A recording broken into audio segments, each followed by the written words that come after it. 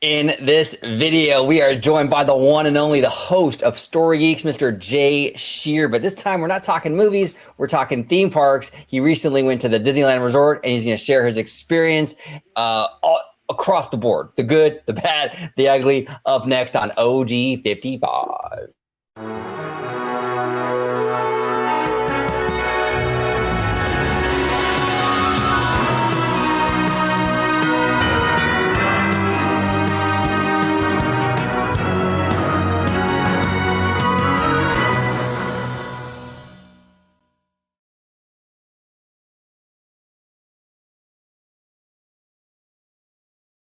Welcome aboard, everybody, to another episode of OG 55. We have a fantastic show for you today. We are talking all about Jay's experience. He is literally the family from Colorado. It's very much so. What we're talking about. So we're very curious to hear his experience. But before we do, I'm going to introduce my fantastic panel. George, the Italiano. Welcome back, sir. If you could let everybody at home know where they can find you on social media, sir. Absolutely. You could find me on X, formerly known as Twitter, at Disney George. You could also find me now on Instagram under the Disney Italiano. And of course, you'll find me here on my home base at Orange Grove 55 with Citrus Corner with all that sweet, juicy, but sometimes sticky Disney news and info. And Jay, it's glad to have you back on board, brother. We missed you. I mean, I'm glad that you were at Cali. Living the dream, doing your thing, and can't wait to have this conversation with you. Yeah, same. Absolutely. And it's so funny, Jay. Like you know the Bad Thoughts podcast guys, right? Tones. Oh yeah. Hilarious guys. We love those guys. But Tones in particular, he's super impressed with George's script about the sticky, but sticky. Every time he's like, "Wow, I'm just blown away by that script." Like, oh. and literally, like right before that, I say I'm like a non-script type of guy. I just talk like off, and then right after I do that, I do. And he said, "You know, that's really good for someone who doesn't like to be scripted." It's like exactly. But Jay, if you could remind everybody at home where they can find you on social media. Yeah, first of all, it is good to be back with the boys on the channel. It's fun to talk to you guys. You guys can find me over on X at Jay Sheer over here. When I'm saying things, they're usually ridiculous, so go follow me over there. They're actually usually not. They're usually like some nuanced thing that no one wants to hear. They're like, I want anger. No, okay, I'm not giving you anger. I'm just giving you nuance. But yeah, you can follow me over there or check me out on the How Stories Work with Jay Sheer YouTube channel. I'm going to try and do a series. I was just talking to these guys. We're going to talk about it here on Orange Grove 55. But I just directed my first short film. So I'm going to be doing a series about like lessons I learned directing my first short film. So head over to How Stories Work with Jay Sheer and check that out over there. Perfect. And really quick, Jay, you just gave away the whole spoiler. You just said it's not anger, it's nuance. You just spoiled Inside Out 2. Exactly. There we go. Spoilers from inside the world of Pixar. Yeah. So Jay, let's dive into this, man. So you spent a grand total, like you spent 2 days at Disneyland, yes, and you spent 1 day at DCA. Yep. Second time this year, and the first time, if you guys remember, I stayed at the Howard Johnson. And I didn't have that many issues with Disney. I had more issues with the Howard Johnson on that trip. This time we decided, look, our business didn't make as much money as we were hoping it would make this year. So we had to like take our plans and slim them down in terms of spending money. So we decided not to stay in a hotel. My family lives in South Orange County, so we just decided to drive up for the days that we were there. So we didn't go, these weren't in a row. These were spread out over the course of time. And yeah, we had 2 Disneyland days and 1 DCA day. Nice. So now the last time, I remember that video. It was a great video. When we were talking about it, you had a lot of problems with Hojo, the Howard Johnson. A lot of problems with Hojo. Yeah, we did. We had people walk into our room like, what the hell? It was so bizarre. That was crazy. How do you have a key to our room? This is weird. Yeah. That was a wild story. Now this one, you didn't have to deal with any of that hotel stuff. But now I felt like when you said that last time you didn't have any problems with Disney, I felt like there was a but there. Yeah, this time we had some problems. This time they weren't. Now I want to set this conversation up so that people have a feel for how my wife and I feel about Disney.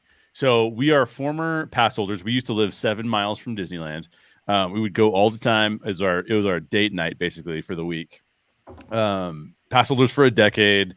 Generally speaking, we were the top tier pass holders, but we would switch it up depending on how much money we made that year and stuff.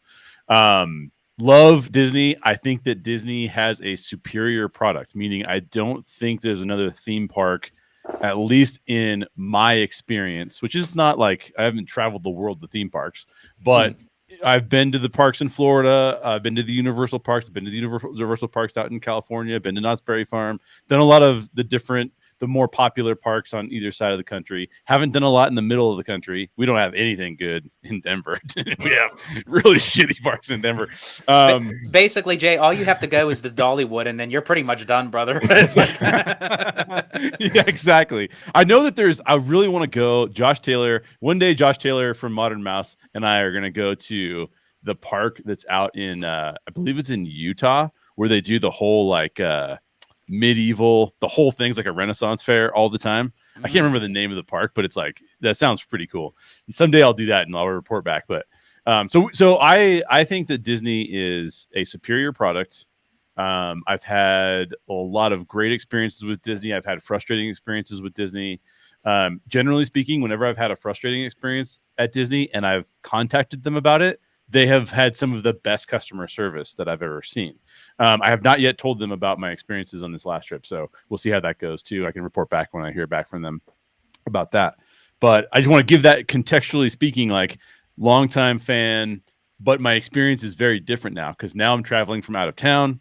I am not, sometimes we'll talk about this like on OG 55. We'll talk about like, how does OG do the parks versus how does George do the parks versus how does, I'm more of an OG kind of park person, right? Like, I'm more like this guy. I'm not like trying to run from ride to ride particularly. I like to show up at like 3:30 in the afternoon, grab a new dessert that I haven't tried yet, just chill, watch the people watch for a while.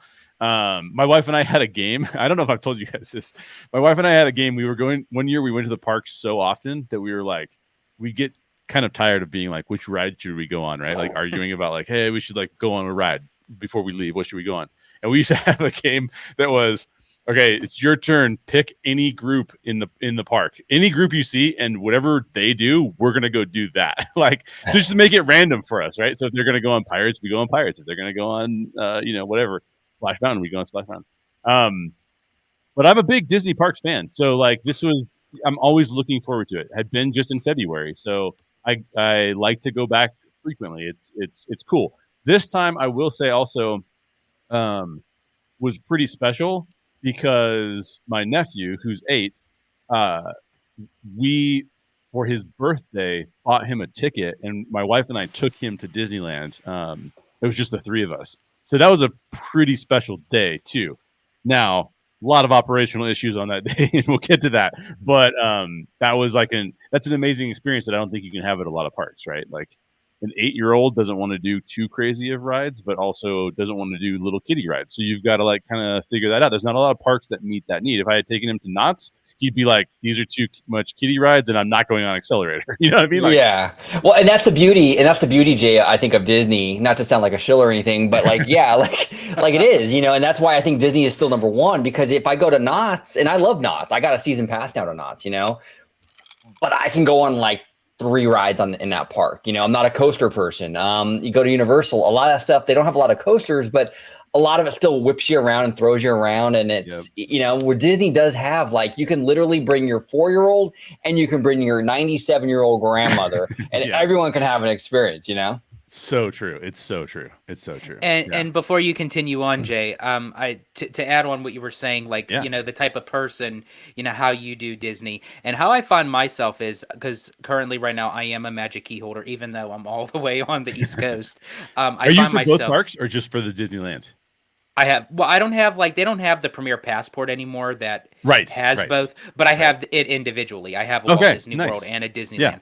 But I have found myself recently going out to Disneyland more, just because, all you guys are more so on the West Coast and everything. I get to hang out with you guys. I still have to hang out with you, Jay. I still have, that's still part I of know on my we still have to bucket do list. that. We still have to do that. For how many times that I had a layover in Denver, Lord, you think I would have met up with you by now? Yeah, for sure.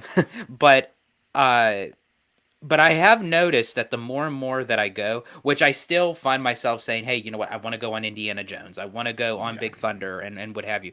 But I find myself where I'm not having that kind of rat race kind of mentality that I used to have when I first discovered that I can make it to Disneyland, because it was like so surreal and different than Walt Disney World.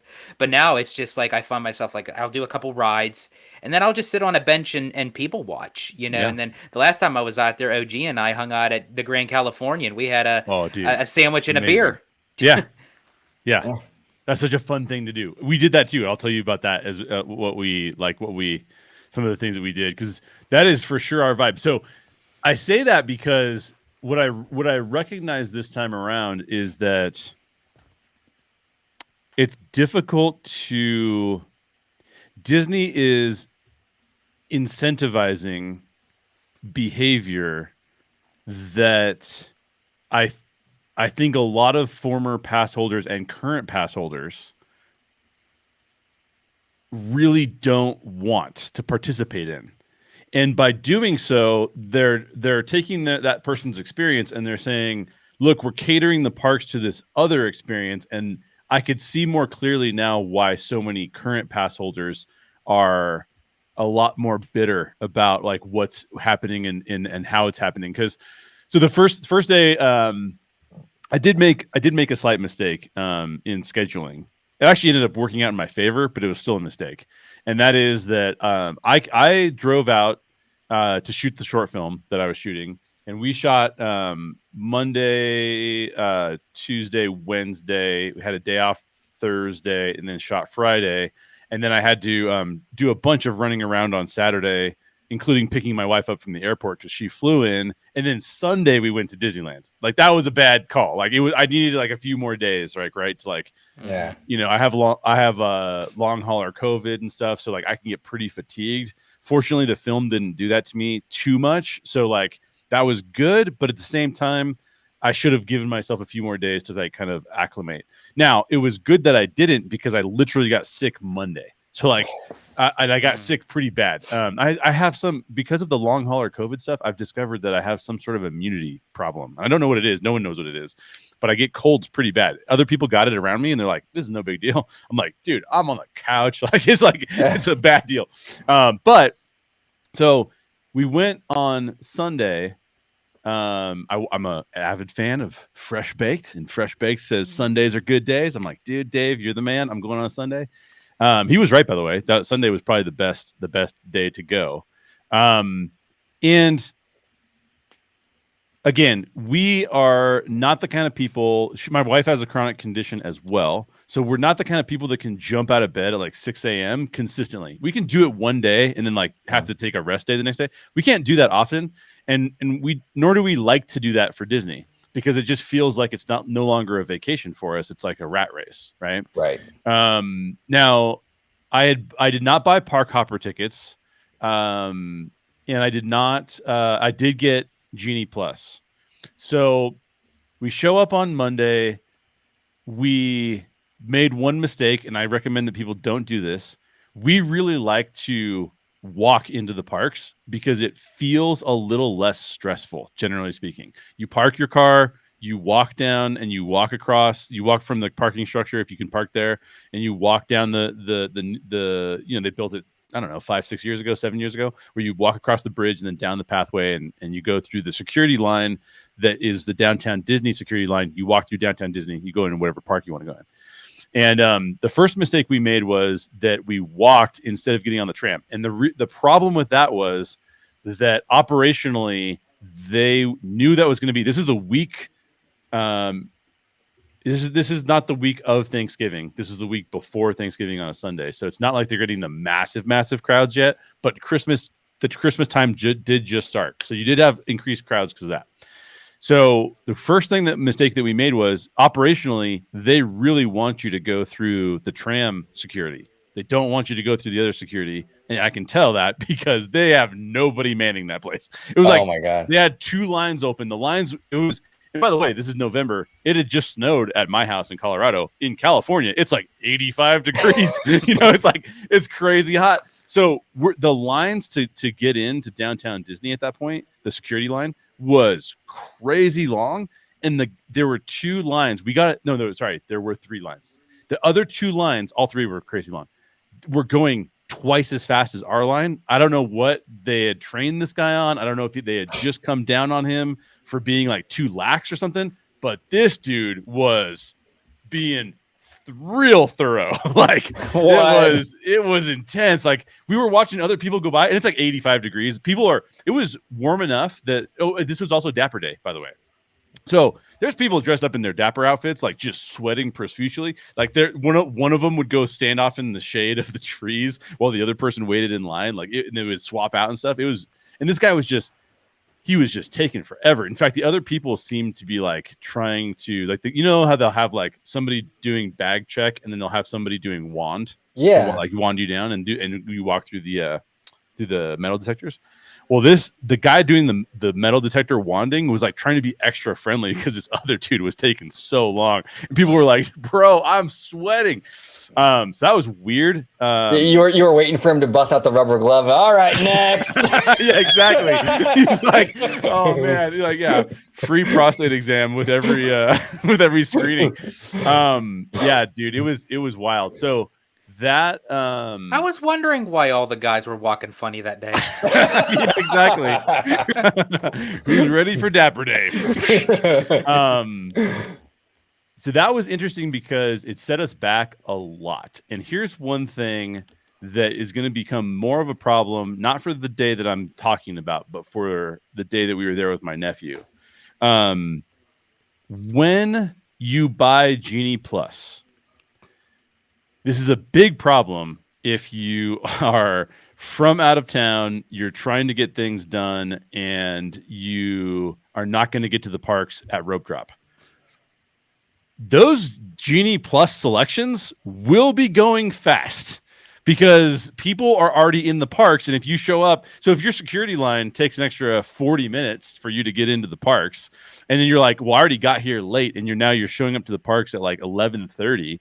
There's been people there that were there since 8 a.m. that are booking lightning lanes starting at 8 a.m.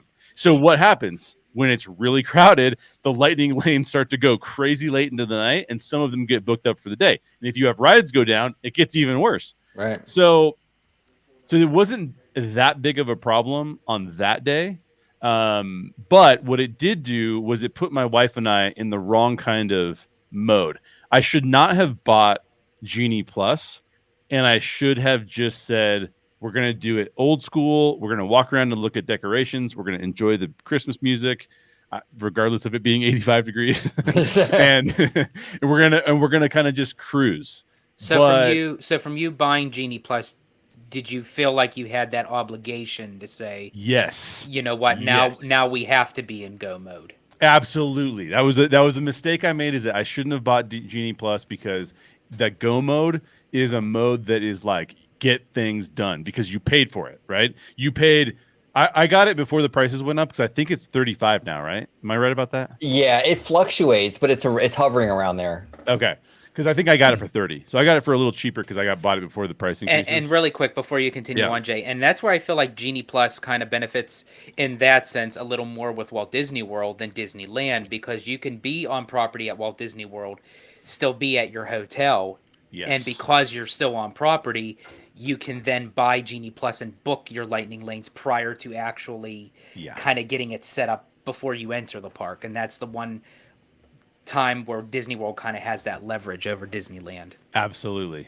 What I used to love was when Disney World would, after you booked your trip, they would say, you've booked your trip, like, what was it, 60 days out, you can pick like your lightning lane preferences. Do you remember that? It was fast. That was phenomenal. Like, as a guest, it was great. So the one thing I really wanted to do was I really wanted to go on Indiana Jones, because that had been down for refurbishment in February. Besides that, I didn't have a lot of other particular things. I still can't do rides that are a little bit jerky. So Indiana Jones was a little bit of a stretch because my neck is a little bit. I got a neck problem that I've got going on. So I was still like, I got to ride Indiana Jones because it's my favorite, but I'm going to be careful because, and I didn't want to go, but I don't want to go on things like where I feel like I have to protect my neck. You know what I mean? Which is Indiana Jones is probably the worst one. Oh no, Matterhorn is the worst one, and I won't go on that because that's like, dude, you might as well wear a neck brace when you go on it, dude. So I didn't go on Matterhorn. Let's just face it, Matterhorn hurts your pinky toes. It's like and Matterhorn would just like rocks you to your core, and you're like, I need to see a doctor ASAP. So we got into the park. We started making our Genie Plus selections. I'm not going to say too much about that day because it went fairly smooth. I would say that it wasn't Disney's problem. It was our problem that we chose to hurry ourselves up. Now, the things I will complain about, though, is that it's almost impossible to get a reservation for any restaurant. I mean, there's a few that aren't popular, you know? Yeah. But like trying to get a reservation is like, and I probably checked reservations, dining reservations. I mean, probably like over 20 times between the time I booked to the time that, you know, the reservations were, between the time the reservations were available and we actually went to the parks, including the day of, which is I recommend because people do cancel day of and maybe someone's going to pop up. And there's also certain restaurants that you could join a walk-up wait list. Yes, that's true. Yeah. That's true. Well, and if you, when next time you go back, Jay, hit George up because I go all the time, dude. I mean, I'm always at Disney, not all the time. I go like once a month or something like that. But this guy George, man, he'll text me, oh yeah, I got reservations at Lamplight. How the hell did you do that? Yeah, George? dude. George, it's like I'm 5 for 5 right now. Like, you know what it is? It's because of all the CMs that he knows. He's like, hey. He's like, exactly. He's got a little book. He's got a little book of CMs. He's like, hey, ladies, I need a reservation in Lamplight. It's like I already went through my R's. Let me go to my S's.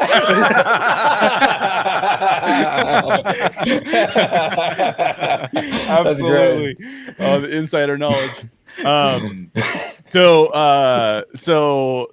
I would blame us for a lot of the issues that we had on that day because we were just, when you pay that much for a ticket, and we got 3-day tickets, which I think when you break it down, it was like $120 per day, which is not bad because we went some of the most crowded days of the year. So that's actually a pretty good discount for buying the 3 days. Yeah.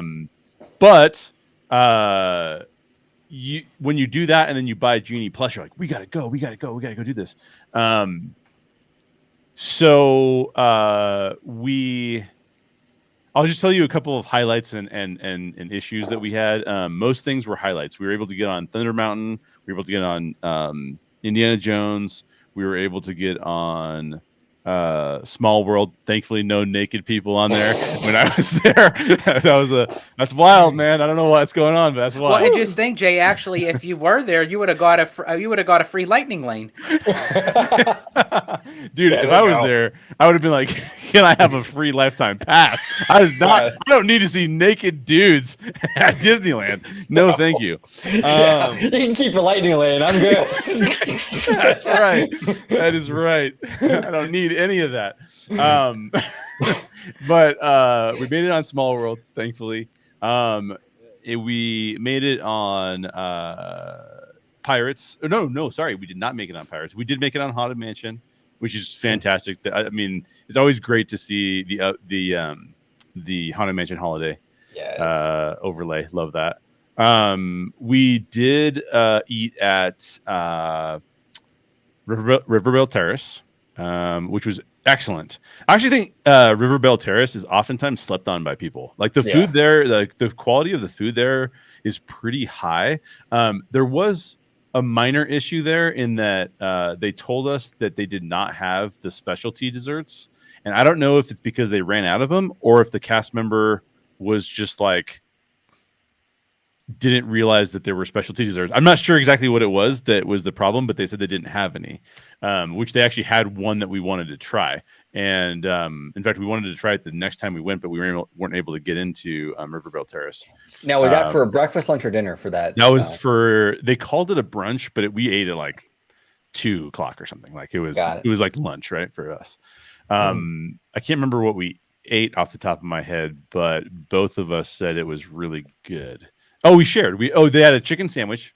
They had a fried chicken sandwich that I thought was really good, and they also had. My wife had it was like a grilled cheese with like burnt ends in it, and both of those were phenomenal. So I do recommend Riverville Terrace because that's one of the places where you can walk up. We walked up to George's point. Like we didn't have a reservation or anything. We just walked up and were able to get in. And then for dinner we ate at Carnation Cafe, and the CM. Yeah, that's actually good because I remember your last story. You had issues with Carnation. Exactly. And Carnation Cafe, for reference, is not even one of my like top places to go. But so here's another thing. This is another problem that I have that did come up this day. The being on your phone thing is a disaster, in my opinion. Like if you're coming from out of town and you're trying to like get your money's worth out of Disney Plus, prepare to be on your phone the entire time you're there. Because if you're not looking for another lightning lane, you're thinking to yourself, do I need to mobile order? Because now, even though I want lunch in like 2 hours, I mean, Tiana's is gone after like 10:30 in the morning, and then you're like, okay, so then you look up like another mobile order spot that's like a Jolly Holiday, for example, which always has really cool seasonal food and like is great. I mean, if basically be prepared that when you want the food, you're gonna wait like 3 hours unless you go somewhere like what is it, the Galactic Grill over in Tomorrowland Terrace, which is some of the worst food on property consistently.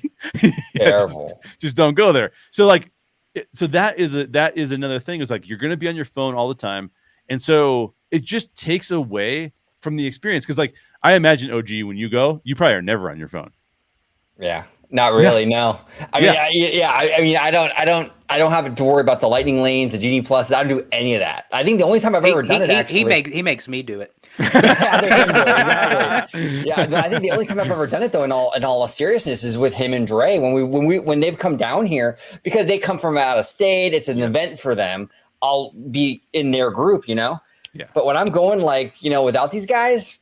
Yeah, man, I go and I'll just walk up to whatever is available, like food wise, or like I'll look on the phone and this place has no line or no wait for mobile order. I'll just pick that one, just random. I don't really care. I'm not really particular. But when you're out of state though, and you're making that trip, it's just a different vibe. It's a different dynamic, and it makes me sad too, Jay, because I've been advocating a long time now.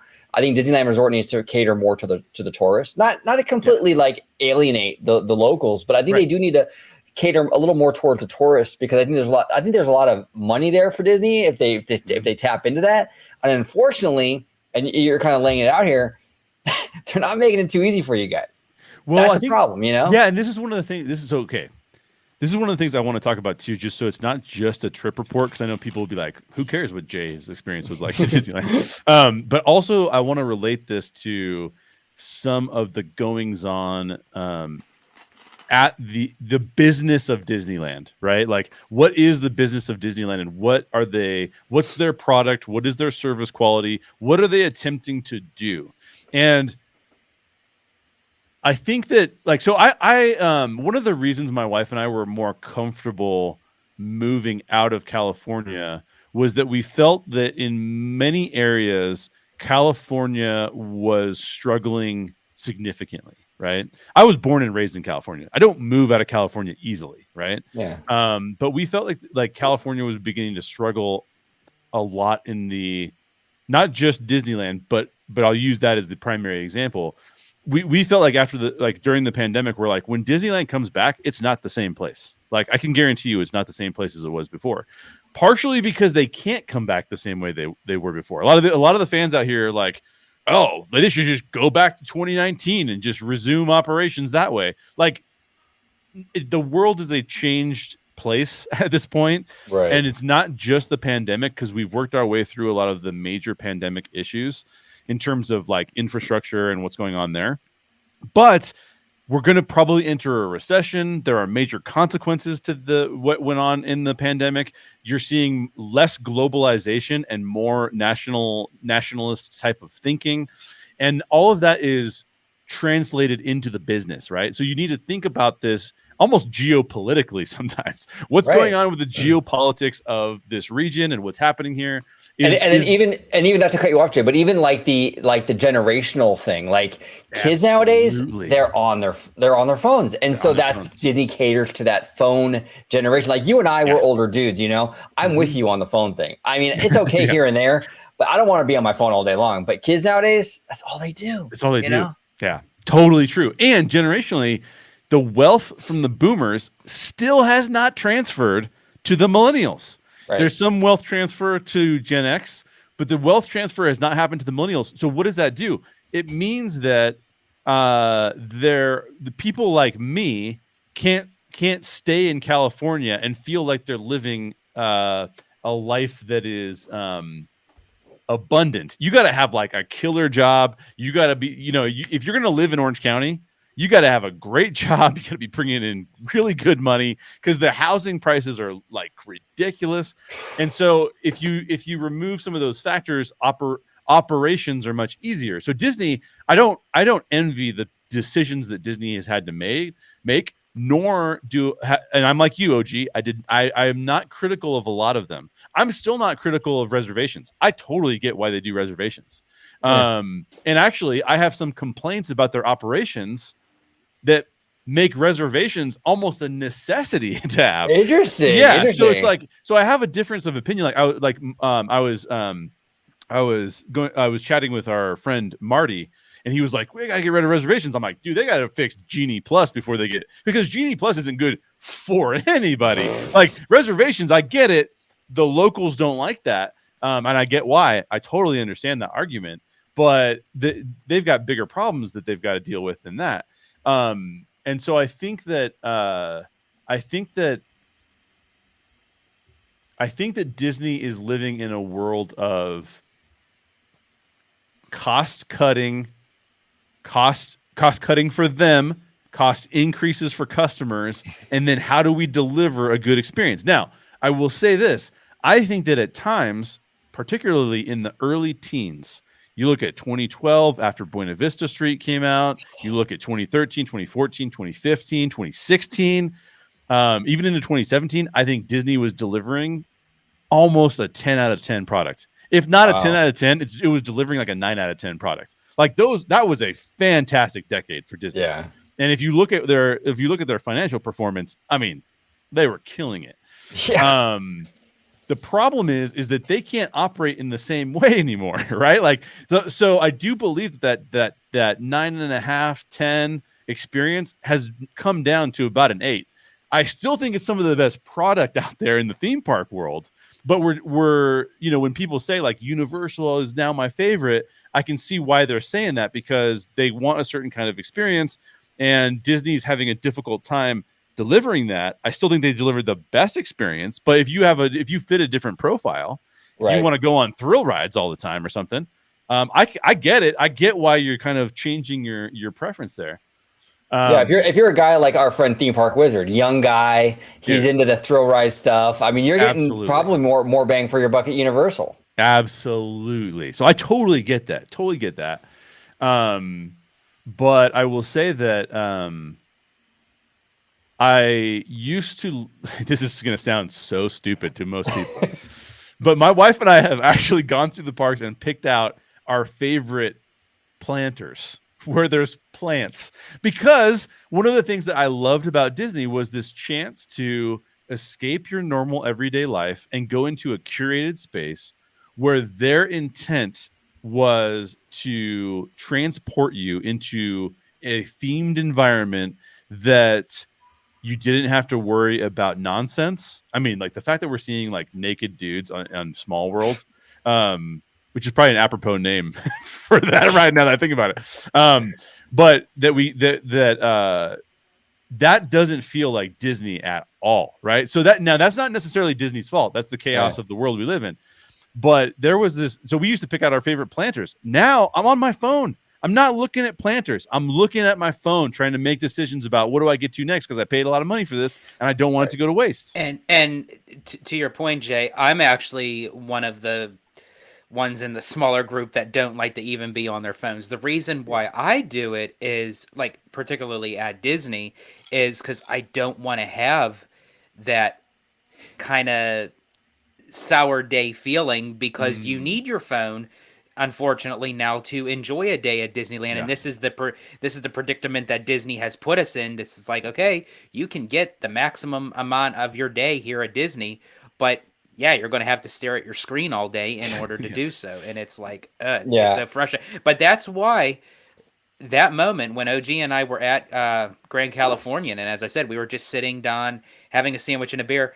We weren't on our phones. We were just sitting, having lunch, enjoying the ambiance of the hotel, and it was great, you know. And again, we can enjoy that, unfortunately, but you know, there is that family from Colorado, no pun intended, that it's like that wants to go and have that full Disney experience, and it's like, it's a shame that their first time there is not the first time of how we remember having our first time. Right. And I think Disney needs to start, and I've said this for so many years now, but Disney needs to prioritize, I think, the out-of-staters, people from out of country. If you got a family coming from Japan, you got a family coming from Colorado, you got a family coming from Australia, they need to make it as easy as possible for those families. You know, the locals are here all the time. I get it. And obviously you don't want to make a bad experience for the locals, but you have to prioritize those out-of-staters, those out-of-country visitors, and make it as seamless as possible for them. And Disney's just failing on that in a lot of ways, you know? Yeah. Yeah, it's so true. I do want to give a shout out to a couple cast members. The cast members working at Carnation Cafe were awesome. Our server was super friendly. She definitely had a long day. You could tell, but she was still very cheerful and did a fantastic job. I'm still trying to remember what we ate there. I feel like I had just another sandwich, which was really good. But also one of the other cast members, they have little carnations at every table, and it was the end of the night. They were closing. We were the last reservation, so they gave the carnation to my wife, and we're like, "Hey, you take this home." That's like a cool little touch, right? Like a little cool touch. And that's the Disney difference in a lot of ways, right? Like those little touches like that to make someone's day, to make someone's night a special kind of unique thing. That's perfect. That's absolutely perfect. And someone actually just posted that poll on Twitter asking, you know, is the Disney difference still there? And I actually did. I actually said yes, it is there. You know, it's unfortunately that, you know, a lot of people, you know, believe it's not. But it also goes on your attitude going into the park. If you're setting yourself up to have a bad day, and I'm not saying you, Jay, I'm just saying just like in the majority, like these people that go in having that notion of, oh, this is going to suck, this is going to stink, this is going to be this, this is going to be that, then obviously you're already setting up your mindset that you're already in a bad mood and you're not going to enjoy yourself. So the Disney difference is there. It's just, you have to find those little glimmers of hope, and then when you see it, you know, take it for what it is. And especially with the Disney Cruise Line. Yeah. And I think OG, you know, you can vouch for that one. It's like you talk about the Disney difference from stem to stern, literally, midship, literally and figuratively, you get the Disney difference. So it is still there in the company. No, it is. And I actually recently went to Knott's with our good friend Theme Park Casual. Had a great day with him. I fell in love with Knott's, actually. I really like that park a lot, enough to buy a season pass, you know? So I mean, it's a cool park. But that's where it kind of fell short for me, where the cast members or the team members, whatever they call them over there at Knott's, it very much felt like a job. They were there, they're clocked in, they clock out. You know, how many people in your party? There was really no, like, the cast members at Disney, they're not perfect, and I've been critical of them sometimes in the past. We've had an experience, George and I think it was with Dre and Wizard and Mindy at the. What is that? Cafe Orleans. Cafe Orleans. Oh, man. A terrible experience with a waitress, you know, refused to split checks, the whole thing. Yeah. But for the most part, though, Disney cast members, like you were saying, Jay, are usually really, really good. And after going to Knott's, as much as I love Knott's, man, their cast members are not there, man. It is assembly line mentality the whole way through. Apparently that the wait staff at Cafe Orleans, they could do everything, but they can't divide a number by 3. You're a maniac, George. What are you trying to make them do, dude? Man, this is crazy. So I do have a story. I do have a story about cast members, because and then I have a couple of stories about cast members. I think that Disney World has been a little bit more variable with its cast members over the years. I think that they can afford to be honest, because I think that they have more space, the blessing of size. And there's, I think that because of that, like for example, their parking lot operations are like so simplistic comparative to Disneyland's parking lot operations, where you've got like, how many cars are going into one place, and you got to figure all that out. But I had a great experience I've had great experiences in Walt Disney World with cast members. This one kid was awesome. We were going on Mickey and Minnie's Runaway Railway, and he had just been kind of walking by, and my wife and I were kind of just chatting with him, and he goes, "Hey, do you guys want to see some of the history of the Chinese theater, of the Grauman's Chinese theater?" And we go, "Yeah, that'd be awesome." He goes, "Okay, cool. Like, let's do that, and then I'll give you guys a gift at the end." And we're like, "That sounds awesome." Kid walks us around to all of the different handprints and stuff, and shows us all that kind of stuff. Amazing job. And then he takes us back over, and he's like, "Hey, can you?" And he takes it over to his fellow cast member. He's like, "I was just showing these folks around. They were waiting in line. Can they go in the lightning lane now?" And they're like, "Yeah, sure, come on in." Like, just amazing, right? Like the kind of thing you would just dream to have happen to you at Disney World. Right. Which actually we have had that experience right before park closing in Fantasyland, Which is amazing, because again, it's these Italian faces. We got noticed by a cast member, so he just guided us to Peter Pan's flight. Well, it was a cast member that recognized us from the channel, and he said, "Citrus Corner, Orange Grove 55." It was like a Tim Allen moment. It was like, that's awesome. I did not get recognized by anybody, by the way. Really? My street cred from OG 55 is all the way down. Oh, man. But but I will say this: besides the Dapper Day, there were not a lot of what I would call pass holders in the parks. It did not feel like, because the next time we went was Thanksgiving week, and then the day after Thanksgiving, which are horrible days to go, by the way. Do not recommend. But a couple more quick stories about cast members. These are in years past, comparing a Disney cast member and that expectation to a Universal cast member. We were at Universal on a very light day, and my wife and I were we realized that we had paid a bunch of money there. I should have asked for a refund, because we paid for their front of the line pass, and there were no lines. Even Velocicoaster, which had come out earlier that year, I believe. No, maybe it was the year before. Doesn't matter. It was like a 10-minute wait. And it was like, why did I pay $100 per ticket to go to the front of the line on lines that don't exist? Man. But this is what happened with the cast member there, and you will not see this happen at Disney.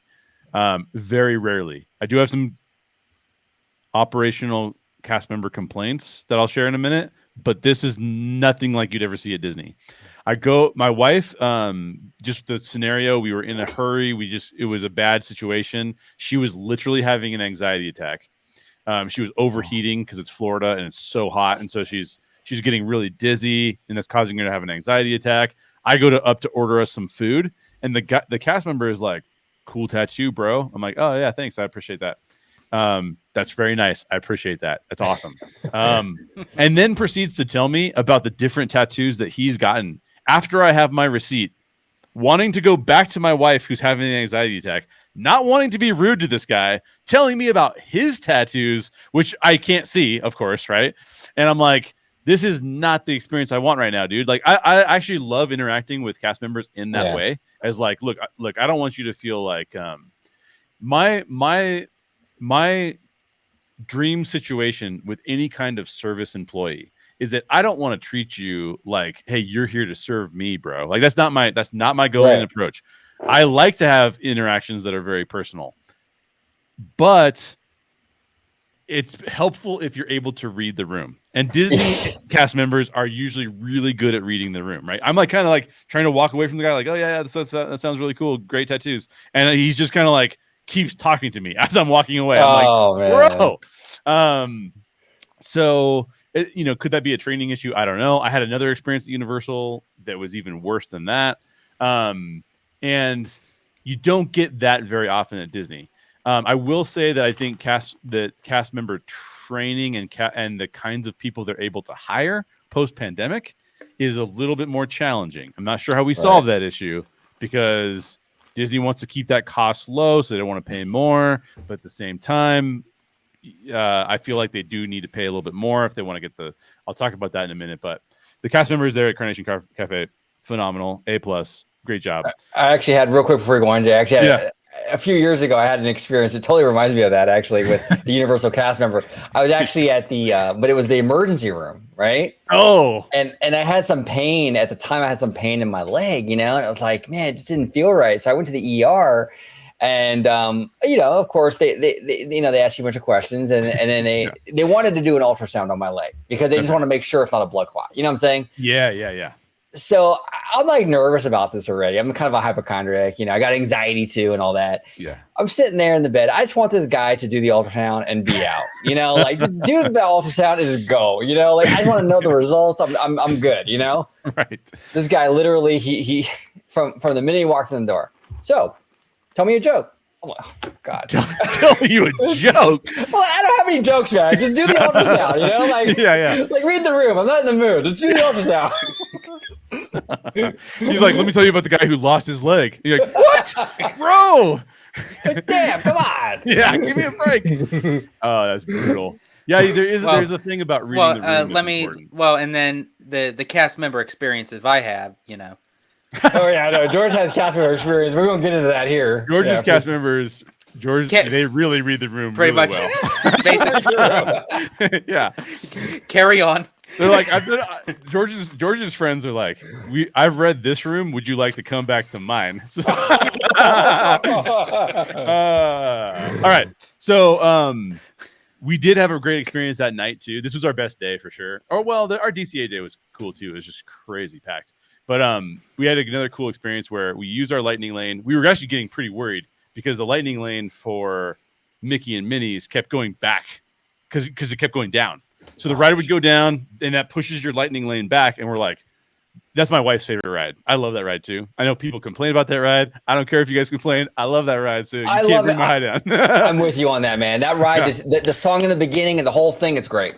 Dude, the little son that's going, boo, boo, boo, when they're having the picnic. Oh, that's awesome. Come on. If that doesn't put a smile on your face, you got problems. But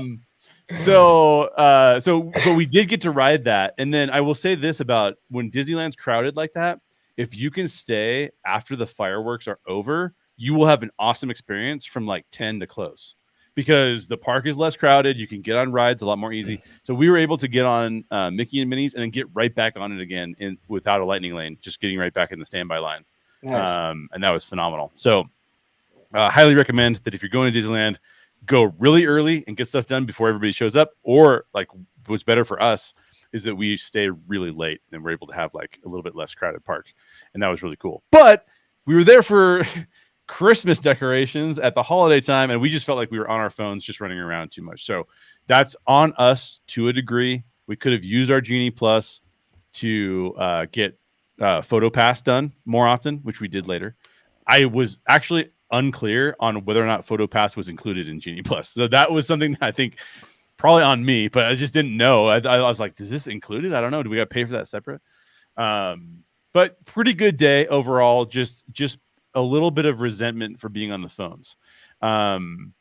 How was for the 3 days that you were there in general, before we move on to the next, maintenance stuff? Like, did you notice anything egregious, like stuff falling apart, broken things, anything like that? Or did it look pretty good?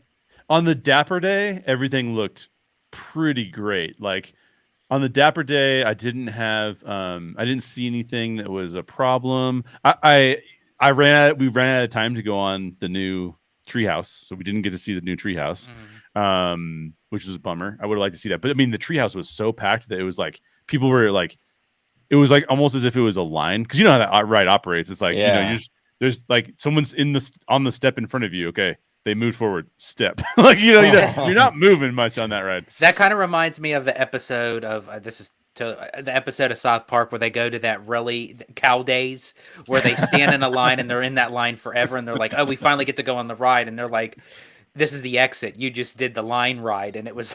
Oh, jeez. That's Yes. exactly it. That's what it's like. But it did look cool. It did look cool. And the last time we were there was scrim all over it, so it looked way better than that.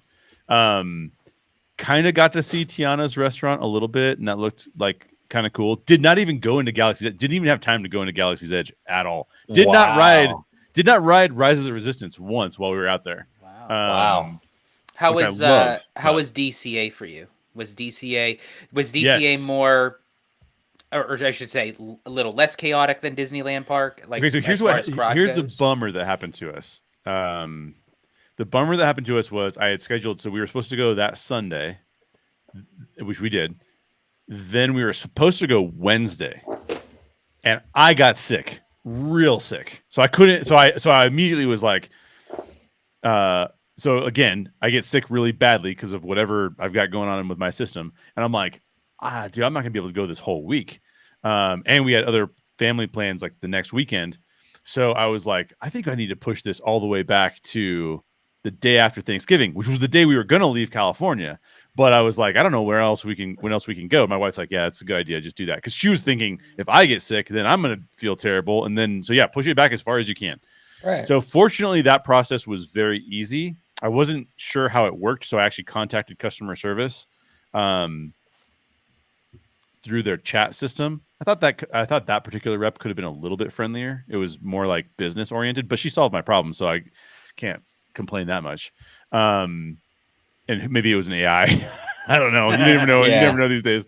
But they just let you move your reservation, which surprisingly there were reservations open most of that time. I was really shocked by that because this is some of the busiest time, and when you're in the parks, it felt crazy busy. So I'm like, how were the reservations still open for that? That's insane.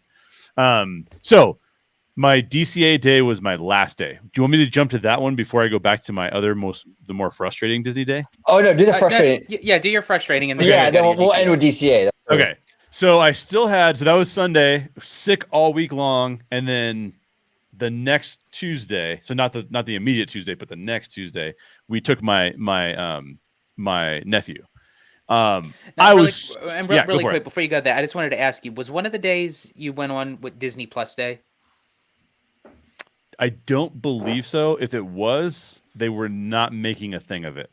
Okay, so I'm not sure. Oh, okay. Because Yeah. all right, so because the last time I was at Disney Plus Day, they gave us like Disney Plus ears, they gave us buttons or pins or something. So Well, what's crazy about that too is that I had literally canceled Disney Plus the day before. In fact, I had a problem with it because Disney said you need to cancel. We're going to renew your subscription on November 12th, and I was like, which is the day we went. That was the day we were there. Okay, so it was 12th. You did go Disney Plus Yeah, Day. but Okay. I didn't see any information about it. Well, they found out whatsoever. that you unsubscribed, so they were probably like, "Screw him, Like, get out of here!" Yeah. I actually had to contact them about that because they said that I had until the 12th, and they renewed my subscription on the 11th.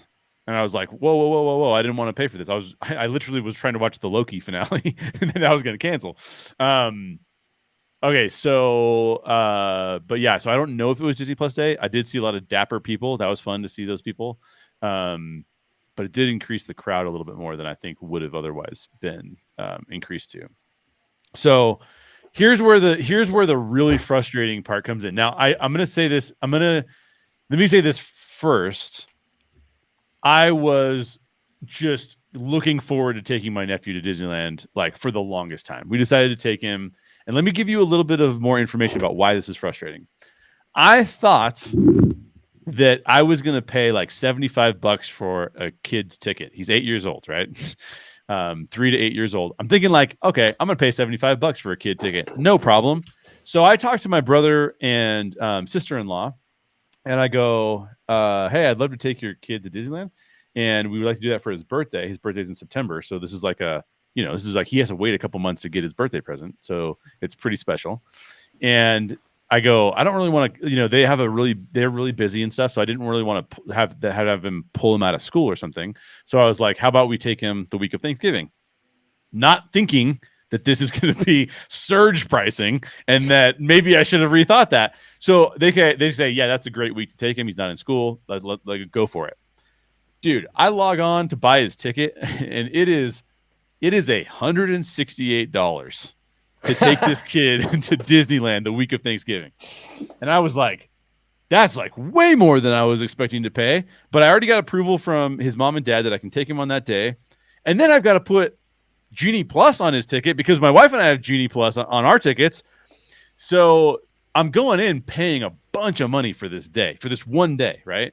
So we go to leave, and we were going to get there again. We're going to get there a little later. We were going to try to get there like 10:30. But my sister-in-law's, she tried to start her car because she was going to bring him over to my dad's house, and her car wasn't starting. So I'm like, no problem. I actually have a battery charger. By the way, folks, you can buy these battery chargers that are awesome, that you're just like a big pack, and you just hook it up to your battery, and it charges it right away. So I'm not being sponsored by that company, but I would love a sponsorship, and I'll talk about that all the time. Those are awesome. So I take that over to their house, and it takes us a little bit of extra time to get it going. Load him up in the car, drive down to Disney. We knew not to do the walk there. We knew to get in the tram, so that was pretty smooth. A lady was getting trespassed in line though, and it was freaking my little nephew out because he's super observant kid. Yeah, and he's like, why was that lady like getting kicked out of the park? Because they were being aggressive with her. They're like the security guy was like, you are now trespassing and you need to turn around and leave right now. I was like, oh my gosh. Like, wow, what did she do? I'm assuming that she had like narcotics or something in her bag because I was looking at it and I was like, there's nothing apparent that she did that it was like horrendous, but it seemed like there was something going on where she was doing something that wasn't legal on top of being not Disney, because he was being very aggressive in a way that you would rarely see Disney security being aggressive. I mean, these are like the coolest cucumbers in the bunch. If you've ever seen anybody escorted out of a Disney park, the person's freaking out and all the security guards are just kind of like, all right, let's keep moving. You know what I mean? Right. Yeah. They're very, very cool. But he was like, get out of here, lady. And my nephew was like, why are they kicking her out, Uncle Jay?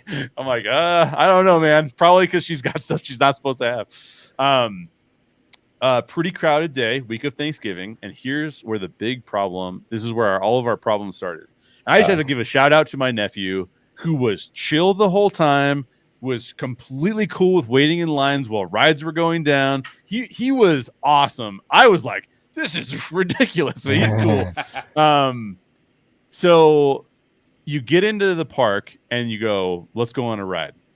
And then you look for lightning lanes. And we got into the park probably around 11, which is on us, right? That's a little later. Had to help my sister-in-law out with her car and stuff. No worries.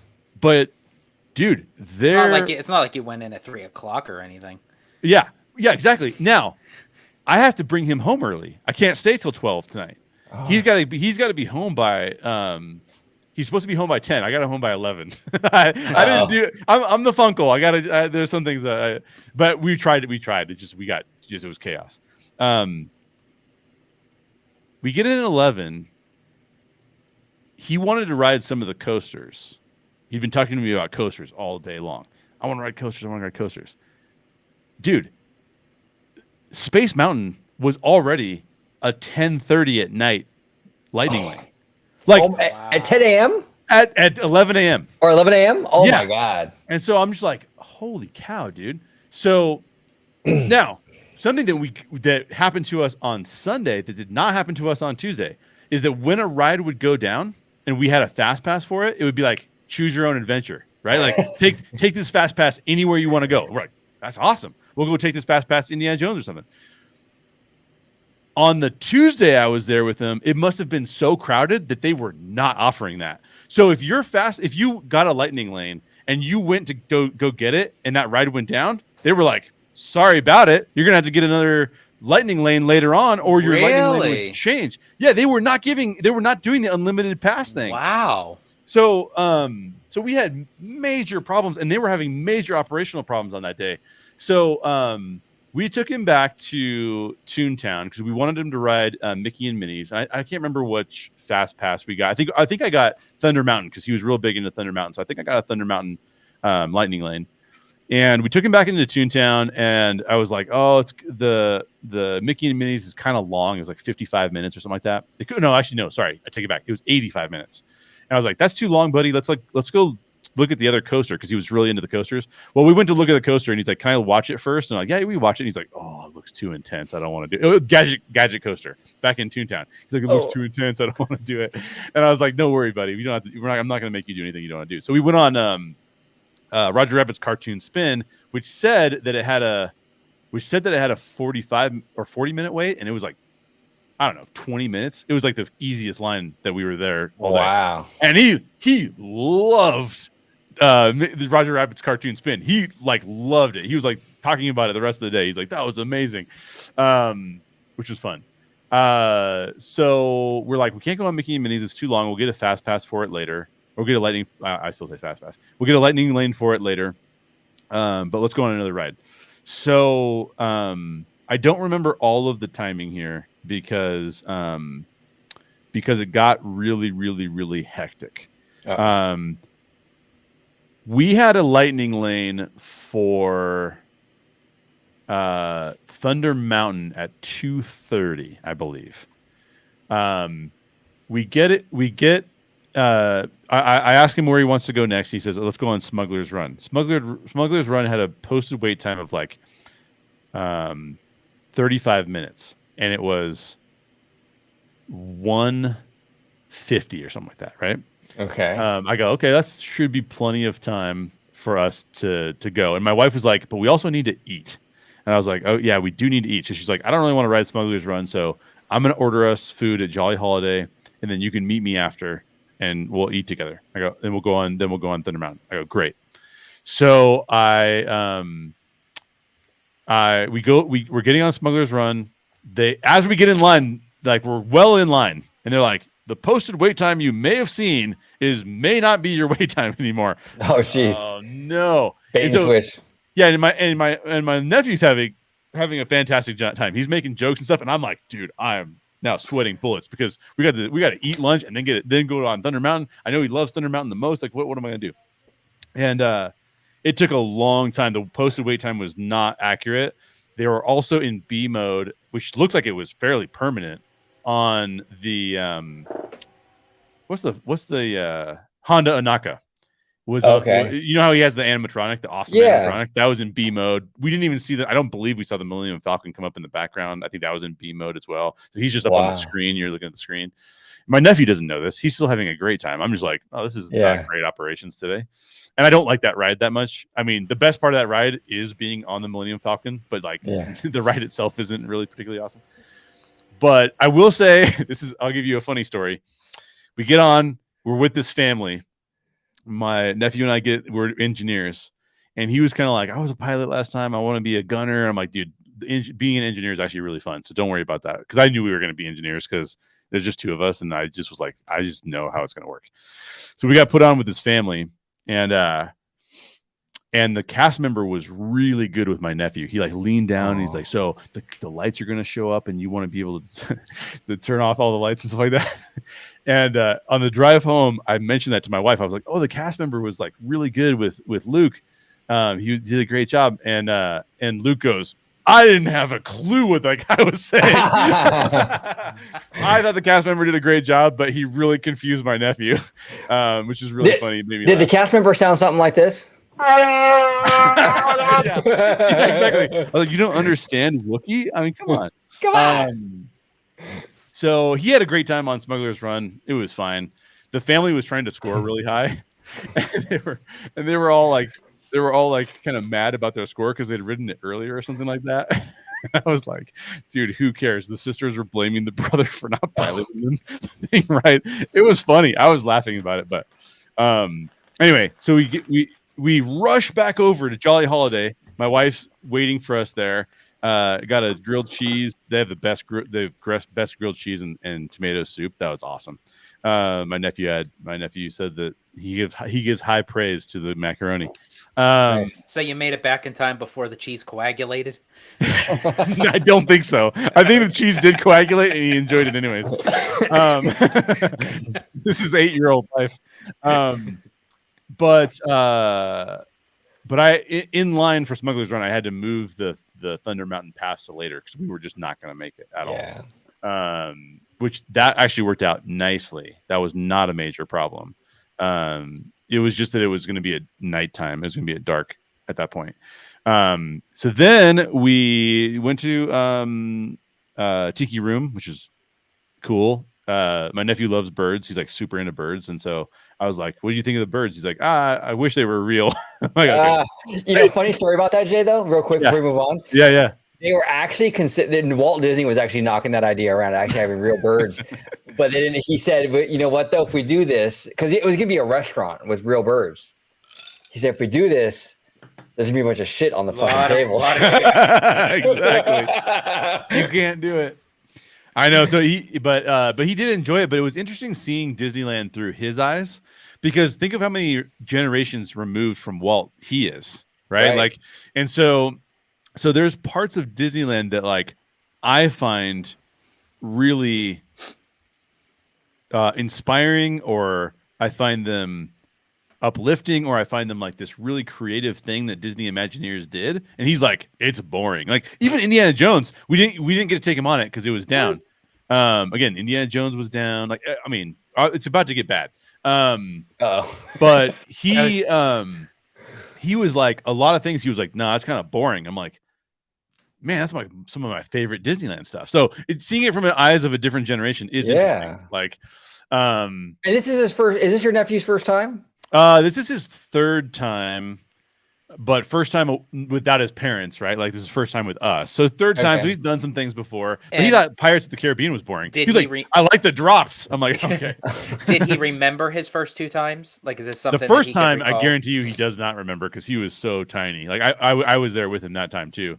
Our whole family was there, and he was like 1 or something. He doesn't remember that, yeah. But he does remember the last time. He remembers the last time. In fact, he went on some of the coasters last time, and so I think he would have chickened out on some of the other coasters, except for he'd already ridden them. And I was like, dude, you rode this already? Remember? He's like, yeah, okay, I did. Okay, so here's where it starts to get bad, and I don't remember all of the timing on this. I can't remember all of the timing on this, but it just was a sequence of events that was really negative. So leading up to this point, yeah. The day was not I don't want to say horrible, but not like where it was not super great, but not terrible. It was half and half. Yeah. Okay. Yeah, it was half and half. Nothing terrible. So when I say that they were bad operations, it's going to be what I'm about to describe, not what I've described thus far. What I've described thus far is just a busy day at Disneyland. Busy day. Okay. Yeah. I mean, Indiana Jones going down and stuff like that, but like Jolly Holiday, you have to order, again, you're on your phone ordering the food. It's coming a lot later than you expect. You're running into like ride problems where you're like, I got to get there, and now I'm stuck on this ride. But some of that's like par for the course, right? Like I don't expect Disneyland to be a perfect experience. I don't expect that. It's not my expectation. But here's where it starts to get bad. So it's getting later in the night at this point. We know we have Thunder Mountain at like 7 something. And this is actually maybe like more like 4 because the time had already changed. I'm trying to think of what time it was based on how it was outside. It's getting dark, so it's like 5 o'clock. And we had a lightning lane for Thunder Mountain. We've been on the train with him. We did ride the train with him. That was earlier. And he wanted to ride Cartoon Spin again. I thought that he would love Mickey and Minnie, so I wanted to take him on that again, and so did my wife. We thought he would love it based on how much he loved Cartoon Spin. And but we're also like, hey, we got to go do like a few other rides before our fast pass for Thunder Mountain. So we got in line for Peter Pan after it had broken down. So the ride length said it was like 20 minutes. Dude, that ride broke down twice while we were in line after it had already broken down. And we were in line for probably, now they didn't, what I do think that they did well, and they can't help it if it breaks down, I get it. What I thought that they did well is they didn't empty out the line. However, it was probably 55 minutes by the time that, and that's one of the worst lines to be in for 55 minutes, because talk about people being like over your shoulder. I mean, that is like just everyone's right next to you. And in the second time it broke down, we were literally like 3 parties from getting on. Like it was just like, oh my gosh, you got to be kidding me. Now, again, my nephew having the time of his life wasn't bothering him, so that's cool. But like, I can imagine if your kid is freaking out, Like Oh, that's misery. You know what I mean? Like, yeah, and my son with his anxiety, that would have been a nightmare. yeah, absolutely. So that was a huge bummer because it's cut a bunch of our time out. I can't get a fast pass for Space Mountain because it's, like I said earlier, it was too late already to get one. I can't go on Matterhorn because of my neck, so I couldn't do anything about that. Indiana Jones was down. Could not go on Indiana Jones. A bunch of the other fast passes, Mickey and Minnie's, couldn't get a fast pass for that either because it was already too late in the day. So in other words, when I'm logging into my phone for the thing that I paid $30 for, I got 2 lightning lanes that day. 2 lightning lanes for something that I paid $30 for. That's why I'm going to ask for a partial refund. And I'm like, this is insane. So the next thing we do is we're like, look, he would really enjoy. No, actually, we went on Thunder Mountain first, and then we were like, he would really. We went on Thunder Mountain. Then we went over and I had a dessert. My wife and I were supposed to share a dessert. We were supposed to share. There's a funnel cake over at Hungry Bear. There was like an espresso funnel cake or something like that. My wife had to. Really quick, I'm sorry, and really quick, and this is $30 times 3 because it was you, your nephew, and your wife. This is $90. $90. Oh my god! See, not that hard, Cafe Orleans. Exactly. Oh my god! So I did want to get the same thing that my wife had because she got that while we were in Smuggler's Run, and I was supposed to share it with her, and it melted. And so she was like, "Well, I'm just gonna throw it away because it melted. And I'm gonna go get the food at Jolly Holiday." So I had to buy another one, so I bought a second one, and it was really good. And I only ate half of that because it was in funnel cake this big that has ice cream on it. Like I don't need that in my life. We hit Pirates of the Caribbean on our way over, and then we're gonna go ride Mickey and Minnie's. I can't remember exactly how this worked out, but anyways, we get in line for Mickey and Minnie's. It says it's 45 minutes. We say that's worth it. The queue is really great in California. I know there's problems with the queue in WDW, but in California the queue is amazing. Ride breaks down. So, oh my god! So while we're in line. You're in the line, and basically, Nothing can stop us now. except something does stop you. Something can stop us now. The track switch was the wrong track switch. So now again, my nephew's being pretty cool about this. Like he's like having a good time. He's asking me a bunch of questions. He loves playing Would You Rather. So he's asking me like, would you rather like get stabbed in the face or like, that's not what he would say. He's not that violent, but I think at that time, I think that would have been less painful for you at this point. I know. Exactly. Stab me in the face and let me get on this ride. But we were in line for about 50 minutes. Wow. And we just had to leave at that point because the cast members had told somebody in front of us. They're like, and there was a guy behind us who was like, I've been waiting to ride this ride all week long and haven't been on it yet. So, and I think that's even, it's bad enough for you to wait 50 minutes and get on the ride and say, well, I can't believe we waited 50 minutes just to ride a 3-minute ride. But you could then say, okay, it was still a great experience. But to wait 50 minutes and not get anywhere, and leave. Yeah. That's bad. It was bad. And I was also,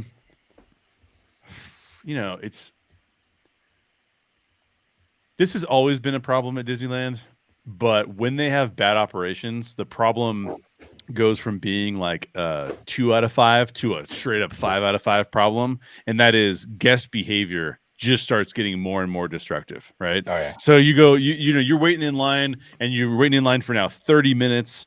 And of course, all the kids are like, I'm going to see if I can yank this thing off the wall. And you're like, oh my gosh. And the parents don't care. They're on their phones because they're trying to get lightning lanes probably. So that was a mess. We didn't hear from any cast members, interestingly enough, but the cast members had told some people in front of us that were passing the information down the line that the last time they had gone down was 2 hours. And we're like, well, we can't wait for 2 hours. Like we have a Thunder Mountain Fast Pass or whatever. And then I was hoping after that we could ride Cartoon Spin again. And so we rode Thunder Mountain. We go over to ride Cartoon Spin. But again, their operations are such that I can't get any lightning lanes. All the lightning lanes are pretty much gone at this point. And their operations are such that there's a Christmas party going on now. And so in order to get to where you're going, and you guys know this because you guys have experienced this a billion times, you got to do like a oh, by the way, there's no going through there. You've got to walk all the way around to get to where you want to go. Oh yeah. Well, something I forgot is that we go all the way around, and they go, Toontown is closed for the night because it's going to be fireworks.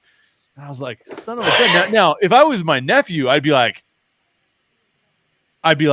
dude, my favorite. We're going to go on my favorite ride again. We can't even go on that. Like, I'd be pissed. He was just handling it like a champ. He's like, oh, okay, Wow. because we can't go on it.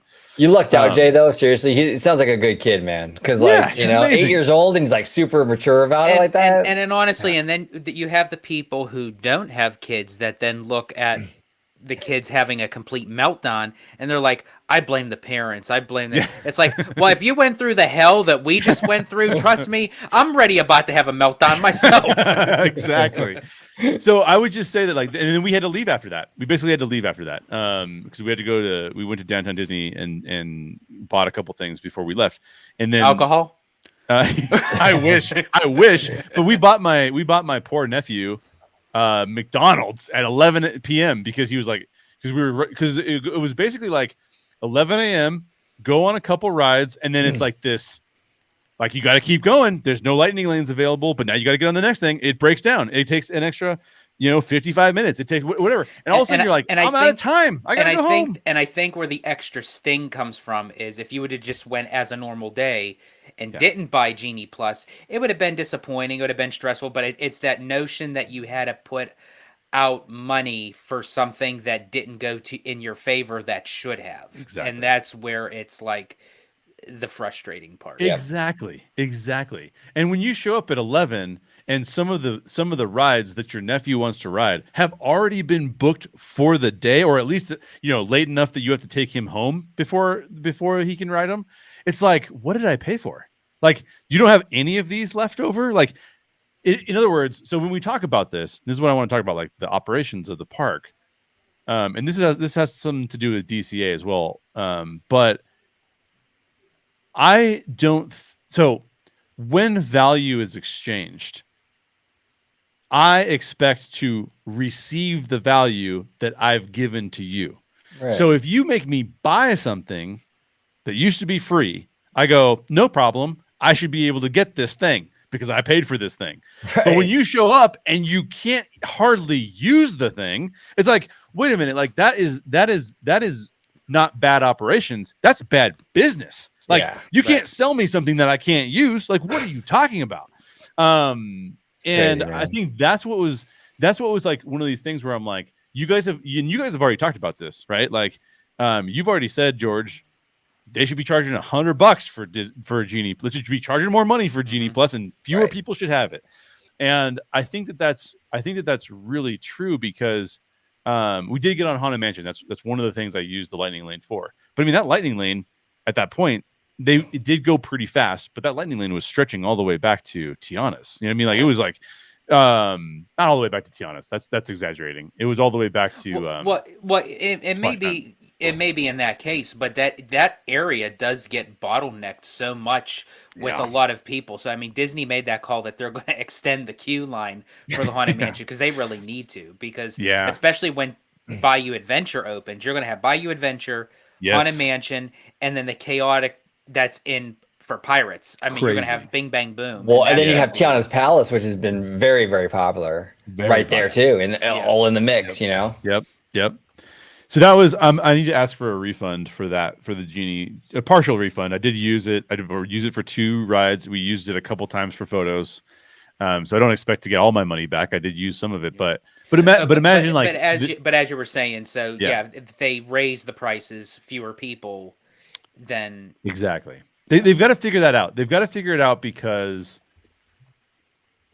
if you get a free fast pass and a ride breaks down, you go, you're not going to be able to ride again. You go, well, didn't cost me any money, right? Like, the bar is really low. The bar is really, really low.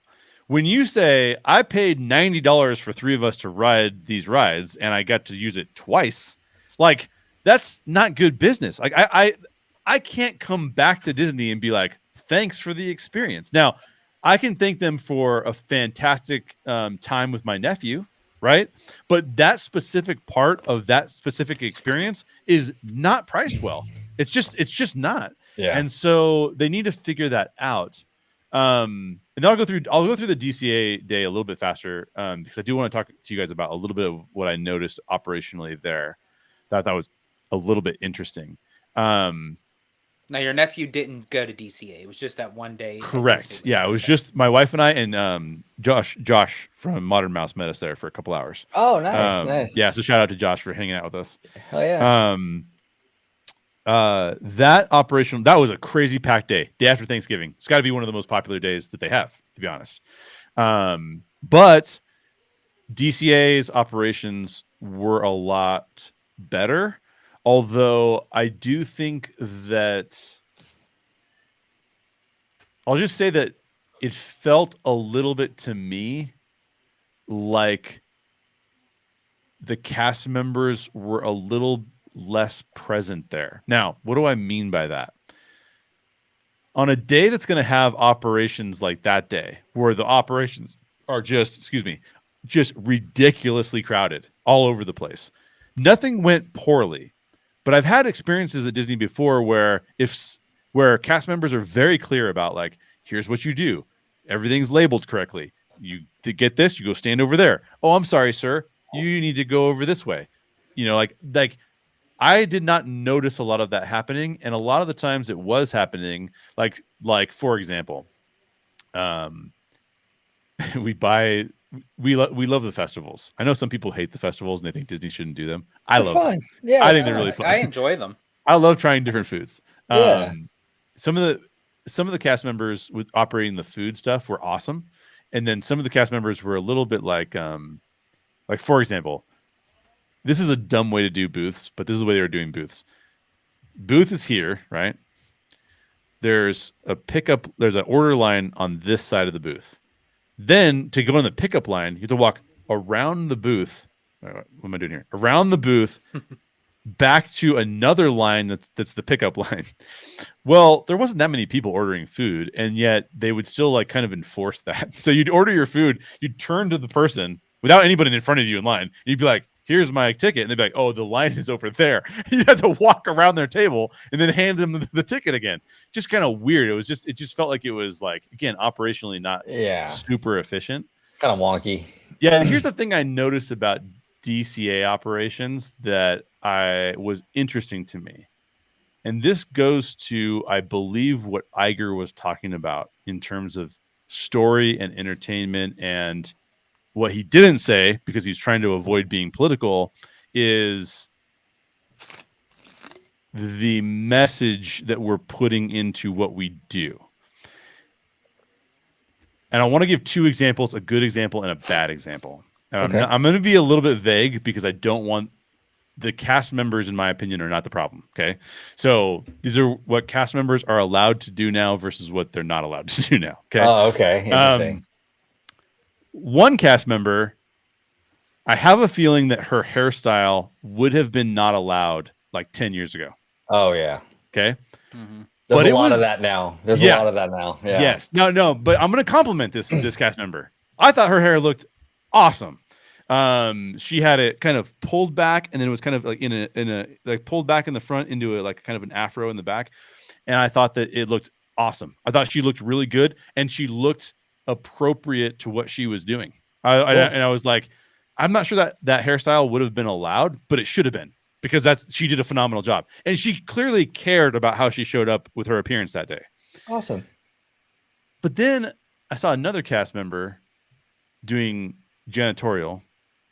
And I'm going to be vague here because I don't want this person to get in trouble. And I'm sure that they're a good worker. I'm not complaining about the work at all.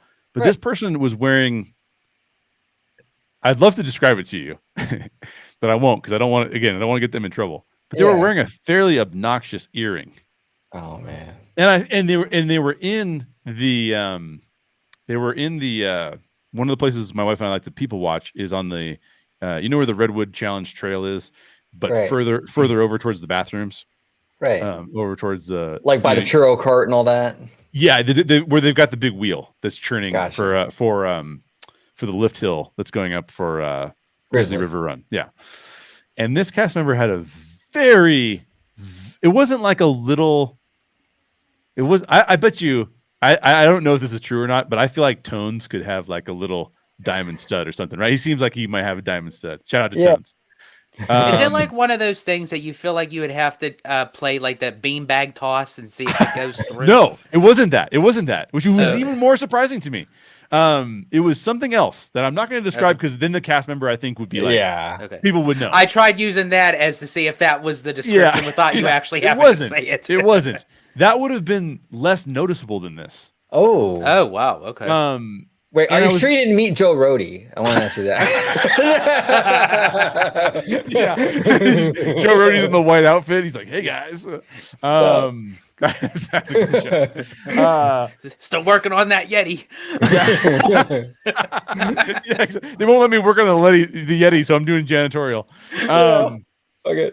But this, let me give you a little bit of perspective on this day at DCA. It was a fun day at DCA. Really enjoyed hanging out with Josh. We got on all the rides that we wanted to get on. I love web slingers, even though no one else likes it. And I was able to ride it, so I'm down with that. Well, real quick though, Jay, I hate to cut you off, but I just want to bring up this part real quick before you move on. With web slingers though, I kind of see what you're saying too with the new dress code. I feel like that, and this isn't the cast member's fault necessarily. Yeah. But with the nature of the cast member costumes for that attraction, it seems sloppy to me. I don't know what it is about the open shirt with the and that's not, and the cast members has nothing to do with them. Nothing it's just to do with them. Yeah. You know, I don't know. It just doesn't.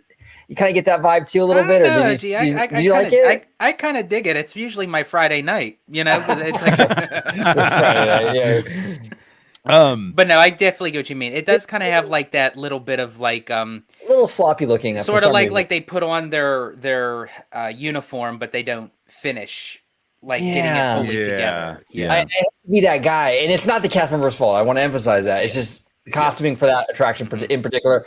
I just don't think it works. Yeah, I can totally see that. And before I talk about what I think the operation should be, and connect it back to what Iger just said, because I agree with him in this regard, I do want to say that to give you a little bit of a feel for this day, this is especially true for DCA. The crowd mix can be very different depending on the day that you go to DCA. And the crowd mix does impact the experience a little bit, which Disney cannot control, nor do I want them to try to control it.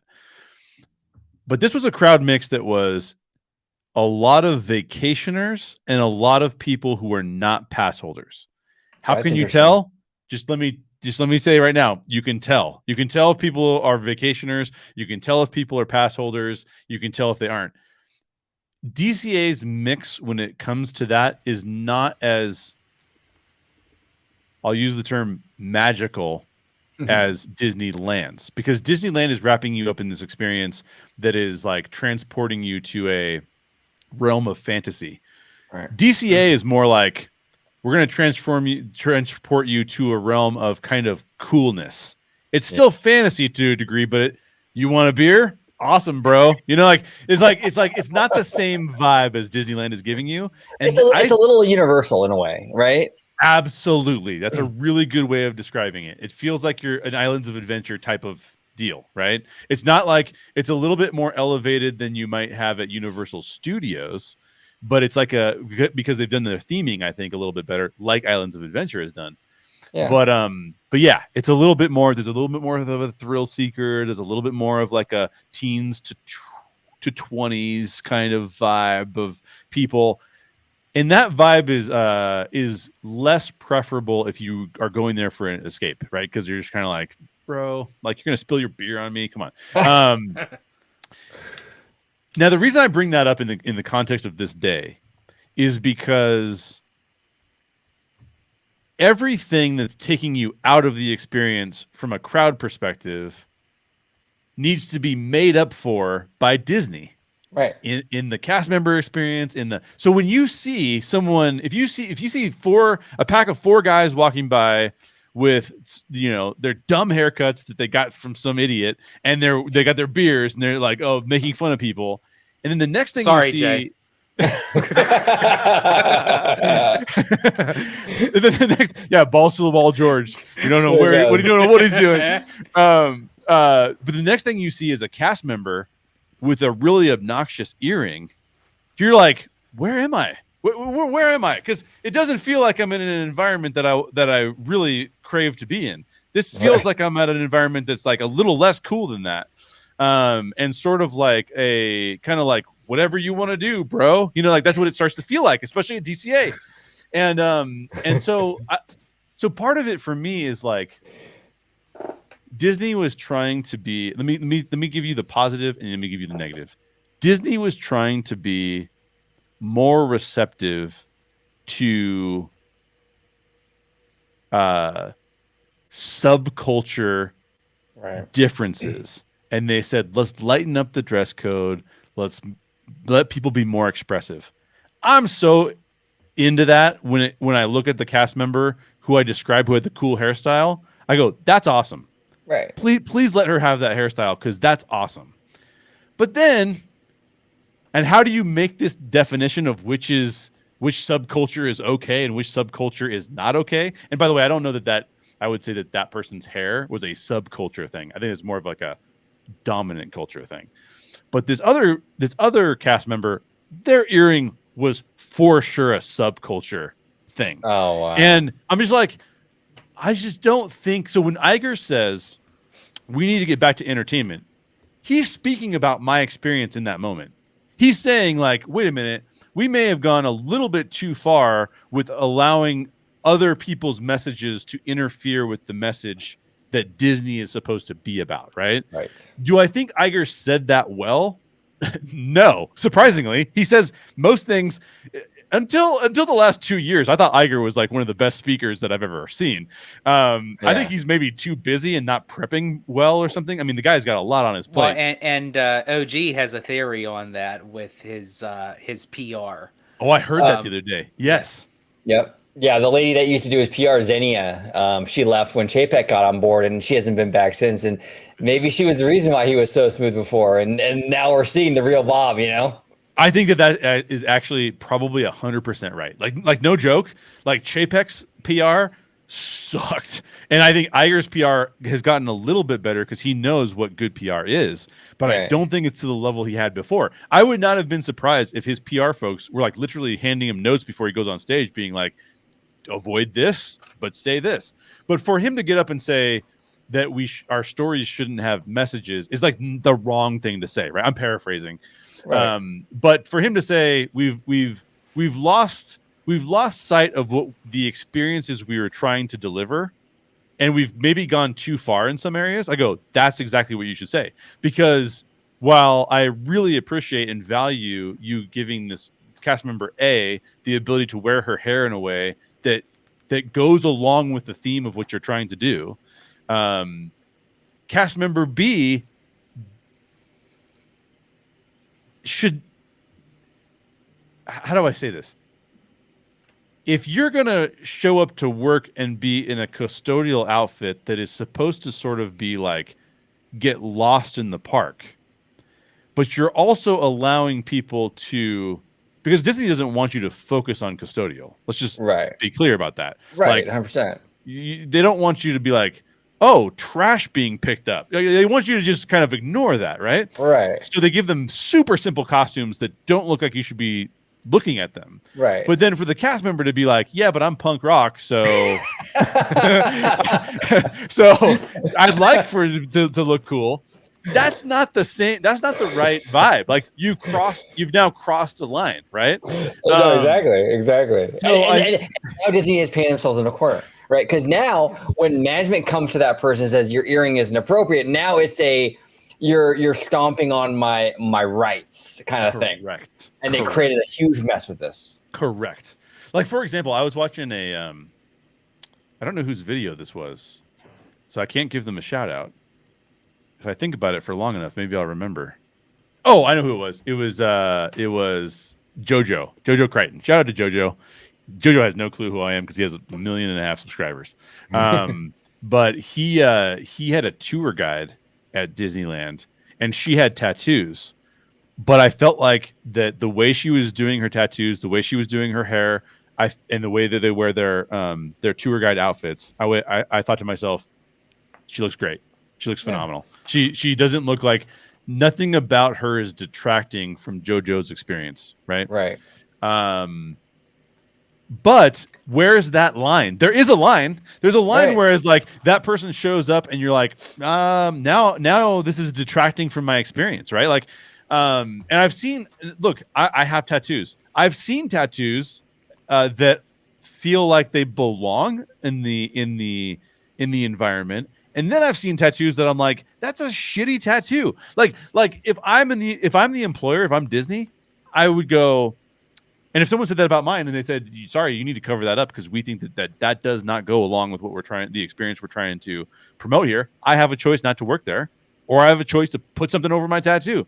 And Right. I think that Iger's acknowledgement is actually all wrapped up in this whole thing of like, look, I'm going to tie all this together now. We used to deliver a 9 out of 10, 10 out of 10 experience with our movies and with our parks. Now we're delivering a little less, but we're having to charge more. If we don't bring the entertainment to the table, and if we don't make sure that Jay and Jessica, when they're at Disneyland, say, we can't wait to come back, which, by the way, we said multiple times, I don't think we should come back to Disneyland the next time we're out here. Or if we do, we should cut it down to like one day. He knows that he's going to lose some of his core customers. We're not talking about grifters. I still have acknowledged that I'm not talking about the negative grifters who want to grift off Disneyland hate. I just acknowledge I think Disneyland has this superior product in the marketplace. And what Bob Iger is, I think, starting to realize is my revenue is going to go down if I don't deliver an experience that people want to come back to. They don't want to come back to the MCU anymore. They don't want to. They're struggling with coming back to Star Wars now. The parks are. California hasn't seen any dip yet at all. I know that WDW has seen a little bit of a dip. Right. So I think that what Iger is getting to is what I'm actually seeing and experiencing as a customer. Yeah. And that is, if we want to sell tickets, and if we want to sell tickets to the parks, if we want to sell tickets to movies, we have to get to a place where the first thing people say is, I can't wait to go back there. And I'll tell you what some of my best experiences was, we left the parks to go to the Grand Californian, just like you guys talked about. We got to see the giant gingerbread house. Looks phenomenal, by the way. They do a great job with that every year. We found some seats in a really crowded space that we were able to find some seats. We're watching the kids go up to Santa, get their pictures taken with Santa. I'm like, this is the Disneyland experience. This is the Disney experience I want. Yeah. Here's the thing. It's free. So I think that there's this component of Disney where it's like, and I did notice some things that had changed. Like, for example, there's little menus now on those tables in the lobby. Right. I don't resent you for that, Disney. You want to charge, you want to allow me to get a drink while I'm there. You want to allow me to get a snack while I'm there. That's fine. I can choose not to. I can choose to get that. That's great. But I can't, when I can't choose to get another lightning lane, that's a problem, right? Like, I don't mind you offering more value that I need to pay for, but you can't take value away by having cast members that don't look appropriate, or by having things that I've paid for not work. You can't take that away, but you can charge me for other stuff. I don't resent you for that. So I hope that what Iger is trying to accomplish, I don't know that he's going to be here to see it all out, but I hope he can pick somebody that really starts to understand what the guest experience is like, so that they can make some real minor tweaks to have it just soar again. Because it's still good. It's still good. I'm not a negative grifter telling people not to go. You'll go. You'll have fun. You just got to be way more strategic about it, and it's a lot more of a job than it used to be. And that's 100%. All I'm saying. 100%. Yeah, and that cast member thing is a huge issue, because like for example, like what's appropriate for one. Okay, so if you're a cast member and you're working Indiana Jones, and you got a tattoo sleeve of like a like some Polynesian tribal stuff and like a cobra. Yeah. Man, you're good to go for Indiana Jones. Yeah. You look fantastic. You're spot on. But then you take that same cast member and you put him in Fantasyland, Storybook Canal Boats. Well, now you're suddenly inappropriate. Exactly. You don't fit in now. You're a distraction. So it's a juggling. It's a tough act to kind of balance. It's a tough act. Yeah. Now, George, you've been coming out here a lot more often than you used to. Have you noticed stuff like that, like with cast or whatever, like the new dress code? Or yes, I've found some very interesting cast members, to say the least. Not to get in full detail, but I mean but I think it's kind of funny. Like even when I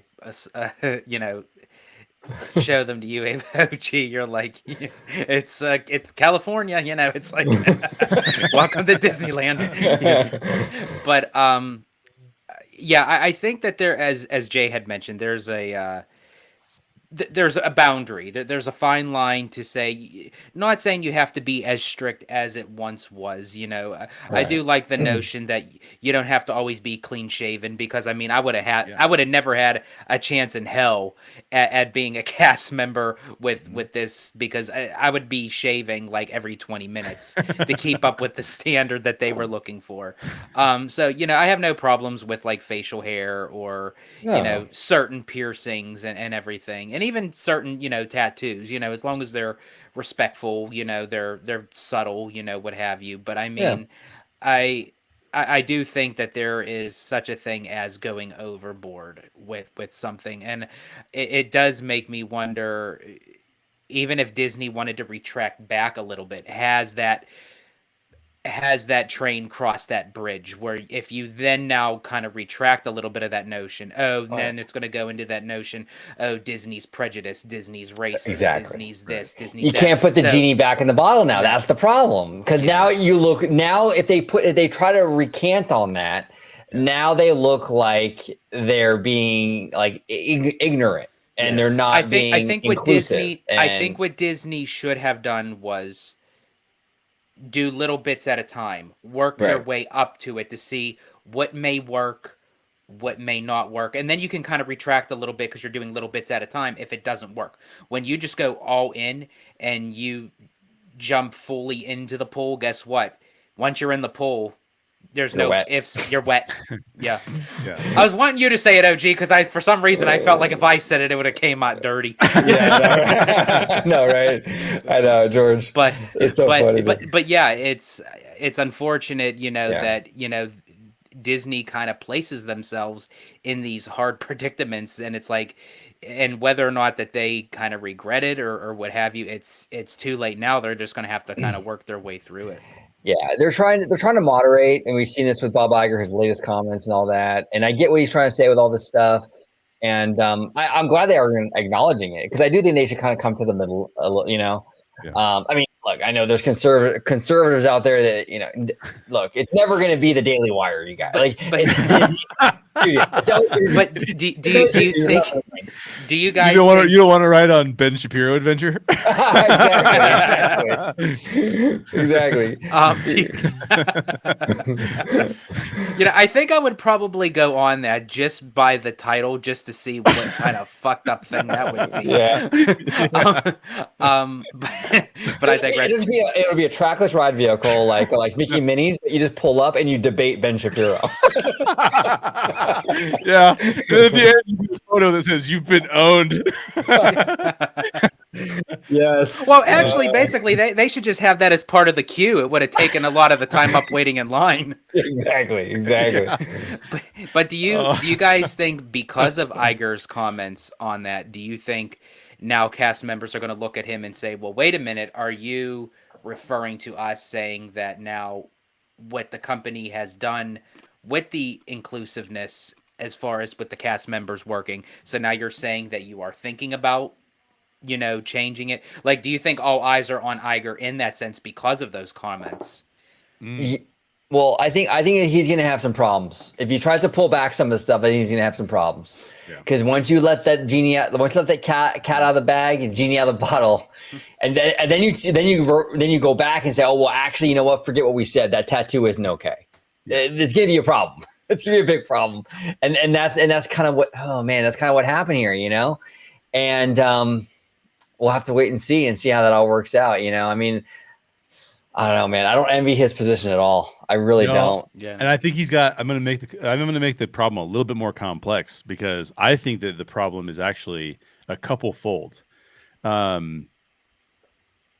The first problem is that from a frontline worker perspective, the country still has not completely recovered to the point where people are desperate to have frontline jobs, right, because those jobs do not pay well. And if I can still try to, make my TikTok account work and pay me money, I might still try and do that instead of getting a job.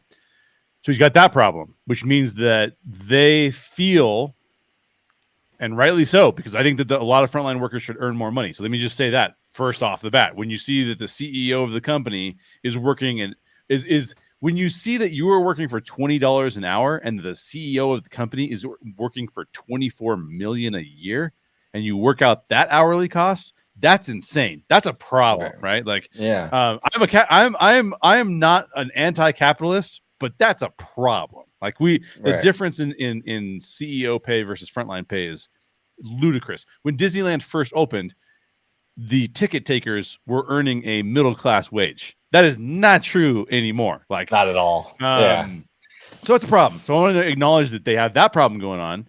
Those people are now more empowered than they were 5 years ago because they have more options available on the table. But the thing that nobody talks about is that the middle management layer is the people who have to deal with a lot of these issues. You can have Iger say whatever he's going to say in the press, and then everyone goes after him. But how do I operate if I'm in charge of 200 cast members? And I have them show up, and I got to be like, I guess I'm saying yes to that earring and no to that earring. I mean, how am I supposed to do that? Right? Like, how am I supposed to do that and have it? So we put the middle management layer is one of the most under pressure layers there, because they've got to make sure that operations they got to make sure the rides are up. They got to make sure that the people are happy. They got to make sure that the guy with the earring isn't going to quit today, because then we don't have a janitorial or custodial staff to help out with. Well, I mean, to be fair, 2 earrings don't make a right. Yeah, so I just think that the middle management and let's not be let's say this for how it is, because we know this is very true in the entertainment division. I don't know how true it is in the parks division, but based on some of the friends I have in the parks, Disney has put a lot of people in supervisory and managerial positions who are going to be on the more progressive side of the table.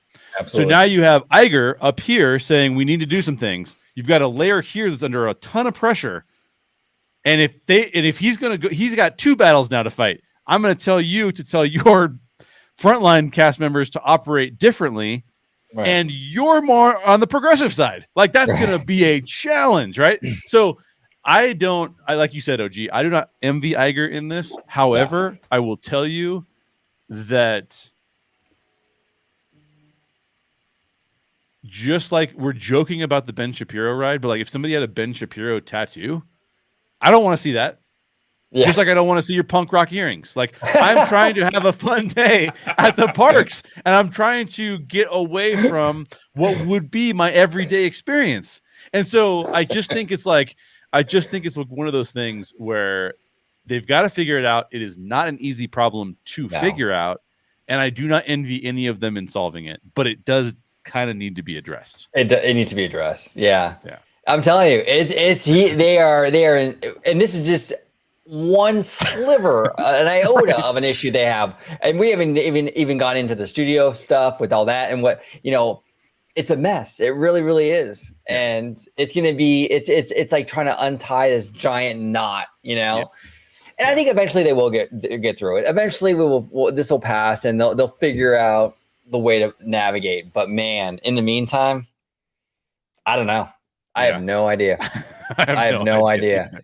But we'll end on this note. 1 out of 10, how was your Disneyland and DCA experience overall? 10 being Ooh. amazingly perfect, 1 being, oh my God, the worst. So you have to Yeah. combine all 3 days. Yeah, all 3 So you have days, to 1 out of 10. Oh, combine them all. combine Yeah, all. yeah. Oh, your overall Disney Just the experience. overall. Yeah.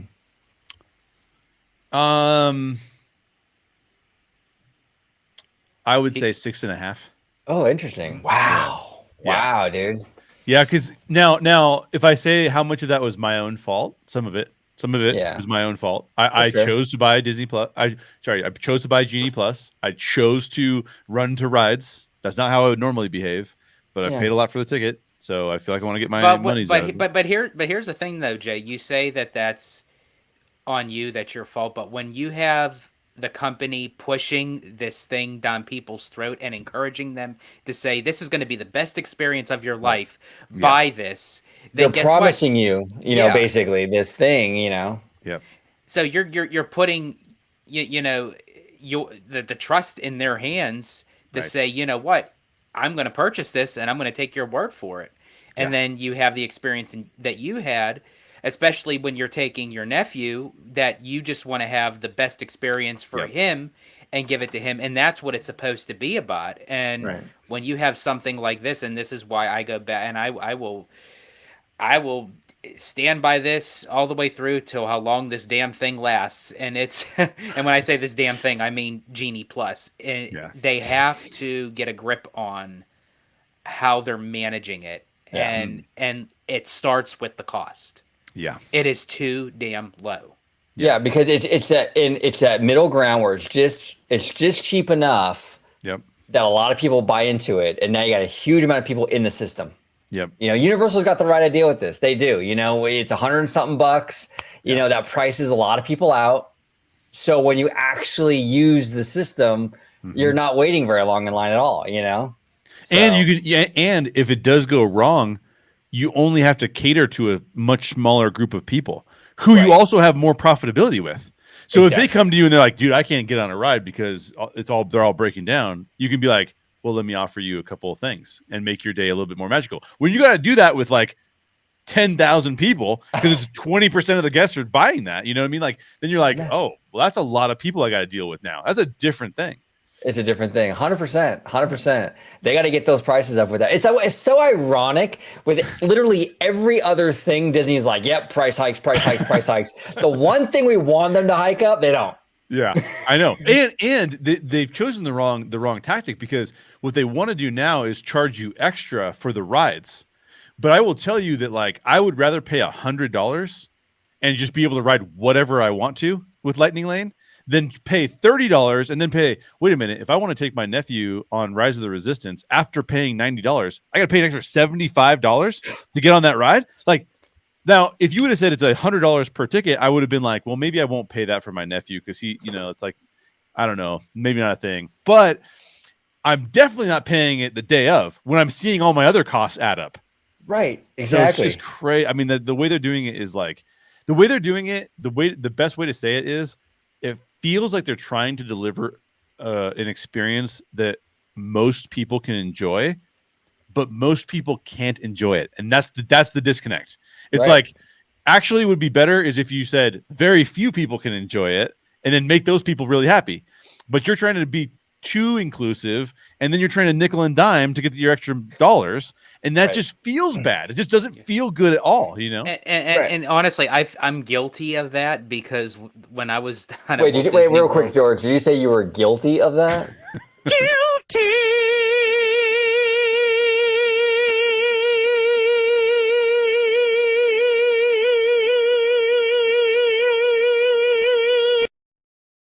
Sorry, I had to, man. You had to. I said it. You had to do it. Somebody's mentioned money. Somebody's got to mention money. Oh yeah. Hey, George, it is all about the money. Give me the drop, some money, dropping on my money, drop some money. There we go. Get a couple drops before we head out. Go ahead, George. I'm sorry about it. Jay's like, I had a 6.5 star experience at Disneyland. I need something. But really quick, but yeah, because in the moment, you know, when I was down at Walt Disney World for Cosmic Rewind, because I love that ride. It's like when you're in that mindset, and you're like, oh, this is my only opportunity to do this. Yeah, I'll shed out the money, and it's like, and then when you come back and you add up what you spent just to ride a 3-minute ride, and you're like, oh my gosh, it's like, would I do that in the normal world? Hell no. But it's like Disney doesn't give you that choice. It's like you're either going to pay or you're not going to experience this. And it's like, and that's a ride, because that's the only way. If you don't get the virtual queue in the morning, then it's like, again, you either pay for it or you don't ride it at all. Yeah. You know what it feels like? And it honestly feels like shady business practices. It feels like mobile app games, where it's like, yeah, you can keep getting a little bit ahead and then get timed out, but you're like, oh, I'll pay $1, right? And like pretty soon you've spent $1,000 on your mobile app game. I mean, I hope you haven't, but like those things. Like, I'm so cheap that I never pay for those things, but like, that's what it feels like. It feels like you're just getting constantly nickeled and dimed. The value that was promised to you really isn't there, and you can't get the value without paying for it. And it's just, it's brutal. It's really brutal. And psychologically too, when you have all your credit card information, your debit card information on your phone, and you're not shelling out cash, psychologically, it doesn't feel like you're spending that much, right? Like you said, it's like the app thing. It's like it's $10 here, it's $7 there, it's $9 there. But at the end of the day, when you look at it, it's like, oh my god. George and I had that exact problem on the cruise. George, did we not? Oh, yes, we did. It's just a beer. It's just a beer. It's just a beer. Let's have a beer. Oh, come on, we're on vacation. It's just a beer. And then at the end, they give us our bill. We look at it and we're like, oh my god. Yeah. Just like a beer was like $250. You know, it's like, okay. It's crazy. It's absolutely crazy. Yeah. But Jay, it is really good having you back, brother. We really did miss you, man. And we got to get you back on soon. We're going to talk about your short film. Yeah. And we'll dive into like some movie stuff and, all this stuff. We just always have a good time with you, brother. So thank you for coming on and talking about your Disney experience. Oh, dude, I missed you guys as well. I was like, I want to talk about this stuff, but I got nobody to talk to. And thanks for listening to me talk for so long too. Because I know most of this was just about my trip, so I appreciate you guys. But yeah, can't wait to talk about my short film. So we'll do that soon, and I hope everyone enjoys that conversation as well. But you can find me over on X at Jay Sherer, How Stories Work with Jay Sherer on YouTube. Definitely check out that stuff, because we're going to come out with our short film pretty soon. So can't wait for you guys to see it. Check him out. And Jay is also host of this Story Geek show here on OG55. And then the Italiano, last but not least, sir, if you could let everybody at home know where they could find you on social media, sir. Absolutely. You could find me on X, formerly known as Twitter, at Disney George. You could also find me now on Instagram under the Disney Italiano. And of course, you'll find me here on my home base at Orange Grove 55 with Citrus Corner, with all that sweet, juicy, but sometimes sticky Disney news and info. There it is. It is perfect every single time. Just like Tone said, man. Just like Tone said.